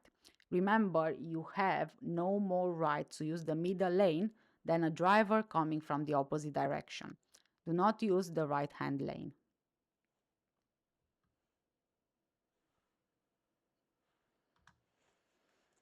Rule 136.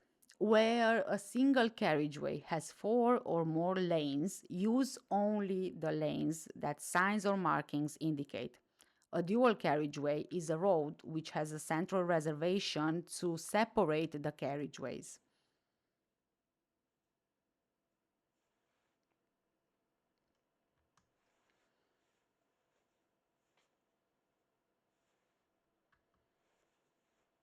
Rule 137. On a two-lane dual carriageway, you should stay in the left-hand lane. Use the right-hand lane for overtaking or for turning right. After overtaking, move back to the left-hand lane when it's safe to do so.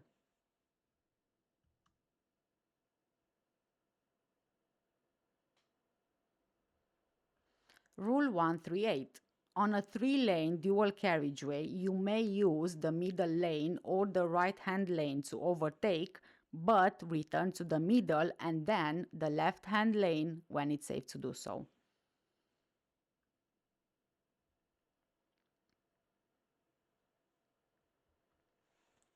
Rule 139. Climbing and crawler lanes. These are provided on some hills. Use this lane if you are driving a slow moving vehicle or if there are vehicles behind you wishing to overtake. Be aware of the signs and the road markings which indicate that the lane is about to end.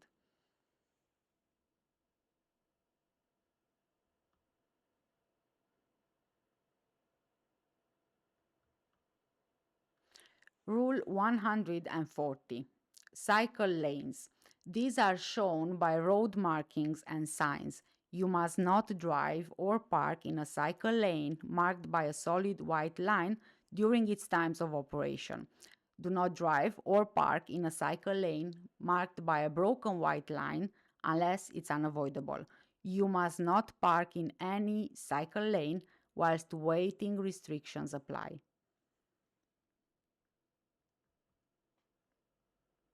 The law which applies here is the Road Traffic Regulation Act 1984, Section 5 and 8. Rule 141. Bus lanes. These are shown by road markings and signs that indicate which, if any, other vehicles are permitted to use the bus lane.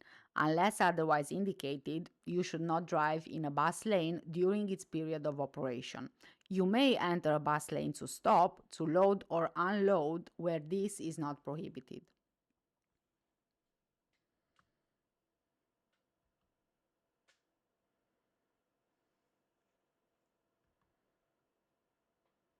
Rule 142. High occupancy vehicle lanes and other designated vehicle lanes. Lanes may be restricted for use by particular types of vehicle. These restrictions may apply some or all of the time. The operating times and vehicle types will be indicated on the accompanying traffic signs. You must not drive in such lanes during their times of operation unless signs indicate that your vehicle is permitted. Vehicles permitted to use designated lanes may or may not include cycles, buses, taxis, licensed private hire vehicles, motorcycles, heavy goods vehicles, and high occupancy vehicles. Where HOV lanes are in operation, they must only be used by vehicles containing at least the minimum number of people indicated on the traffic signs and any other vehicles such as buses and motorcycles as indicated on signs prior to the start of the lane, irrespective of the number of occupants.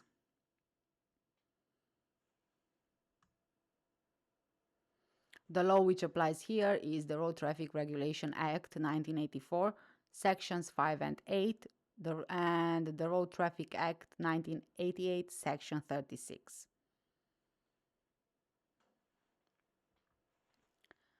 Rule 143. One-way street. Traffic must travel in the direction indicated by signs. Buses and or cycles may have a contraflow lane. Choose the correct lane for your exit as soon as you can. Don't change lanes suddenly. Unless road signs or markings indicate otherwise, you should use the left-hand lane when you are going left, the right-hand lane when you are going right, and the most appropriate lane when you are going straight ahead. Remember, traffic could be passing on both sides. The law which applies here is the Road Traffic Act 1988, Section 36. And the Highway Code General Rules, Techniques and Advice for All Drivers and Riders, Rules 103 to 158, which we are covering right now, subsection Multi-Lane Carriageways, Rules 133 to 143. Rule 144. You must not drive dangerously, drive without due care and attention, or drive without reasonable consideration for other road users. And the law that applies here is the Road Traffic Act 1988, Sections 2 and 3, as amended by Road Traffic Act 1991. And the Highway Code, General Rules, Techniques and Advice for All Drivers and Riders, Rules 103 to 158, subsection General Advice, Rules 144 to 158, which we've just started covering now. Rule 145. You must not drive on or over a pavement, footpath, or bridleway except to gain lawful access to property or in the case of an emergency. The laws which apply here are the Highway Act 1835, Section 72, and the Road Traffic Act 1988, Section 34. Rule 146. Adapt your driving to the appropriate type and condition of the road you are on. In particular, do not treat speed limits as a target. It's often not appropriate or safe to drive at the maximum speed limit. Take the road and traffic conditions into account. Be prepared for unexpected or difficult situations, for example, the road being blocked beyond a blind bend. Be prepared to adjust your speed as a precaution. Where there are junctions, be prepared for road users emerging. On side roads and country lanes, look out for unmarked junctions where nobody has priority. Be prepared to stop at traffic control systems, roadworks, pedestrian crossings, or traffic lights as necessary. Try to anticipate what pedestrians and cyclists might do. If pedestrians, particularly children, are looking the other way, they may step out into the road without seeing you. Rule 147. Be considerate. Be careful of and considerate towards all types of road users, especially those requiring extra care. You can refer to the Rule 204 of the Highway Code, which we will be covering in Part 2. You must not throw anything out of a vehicle, for example, food or food packaging, cigarette ends, cans, paper, or carrier bags. This can endanger other road users, particularly motorcyclists and cyclists. Try to be understanding if other road users cause problems. They may be inexperienced or not know the area well. Be patient. Remember that anyone can make a mistake. Don't allow yourself to become agitated or involved if someone is behaving badly on the road. This will only make the situation worse. Pull over, calm down, and when you feel relaxed, continue your journey. Slow down and hold back if a road user pulls out into your path at a junction. Allow them to get clear. Don't overreact by driving too close behind to intimidate them. The law which applies here is the Environmental Protection Act 1990, Section 87.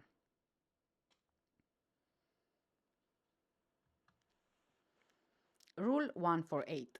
Safe driving and riding needs concentration. Avoid distractions when you are driving or riding, such as loud music. These may, in fact, mask other sounds by trying to read maps, starting or adjusting any music or radio, arguing with your passengers or other road users, eating and drinking or smoking. You must not smoke in public transport vehicles or in vehicles used for work purposes in certain prescribed circumstances. Separate regulations apply to England, Wales, and Scotland. In England and Wales, the driver must not smoke or allow anyone to smoke in an enclosed private vehicle carrying someone under 18 years old, including motor caravans. In Scotland, is an offence for anyone aged 18 or over to smoke in a private motor vehicle unless it's parked and being used as a living accommodation when there is someone under 18 years old in the vehicle and the vehicle is in a public place.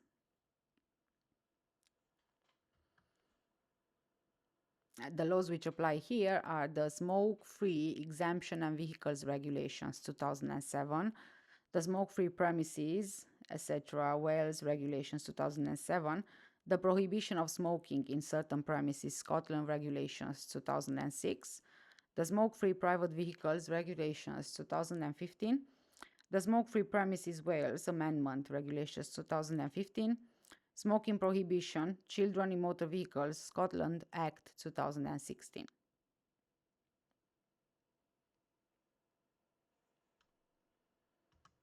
Rule 149.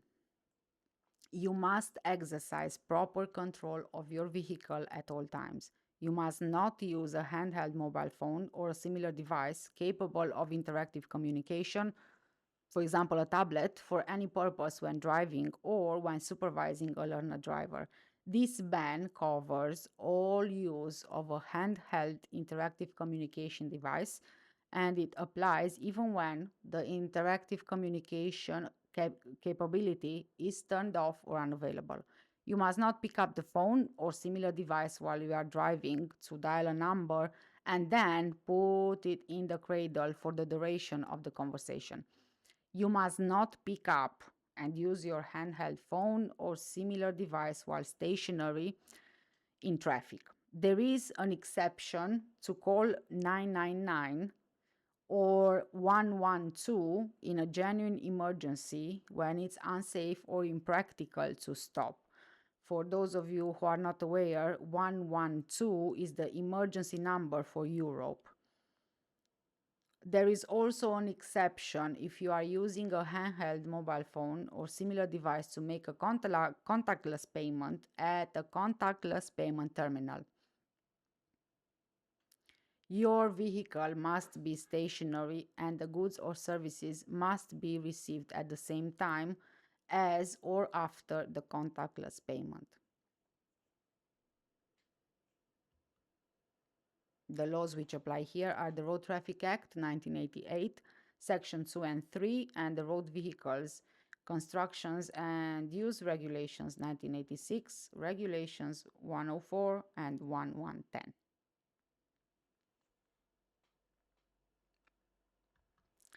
Rule 150.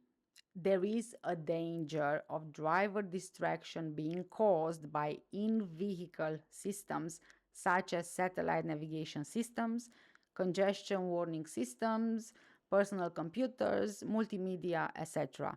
You must exercise proper control of your vehicle at all times. Do not rely on driver assistance systems such as motorway assist, lane departure warnings, or remote control parking. They are available to assist you, but you should not reduce your concentration levels. Don't get distracted by maps or screen-based information like navigation or vehicle management systems while you are driving or riding. If necessary, if you need to use them, find a safe place to stop. As the driver, you are still responsible for the vehicle if you use a driver-assisted system such as motorway assist. This is also the case if you use a handheld remote control parking app or device. You must have full control over these systems at all times. And the laws which apply here are the following: the Road Traffic Act 1988, sections 2 and 3, the Road Vehicles Constructions and Use Regulations 1986, Regulation 104 and 110, and the Highway Code General Rules, Techniques and Advice for All Drivers and Riders, Rules 103 to 158, subsection General Advice, Rules 144 to 158.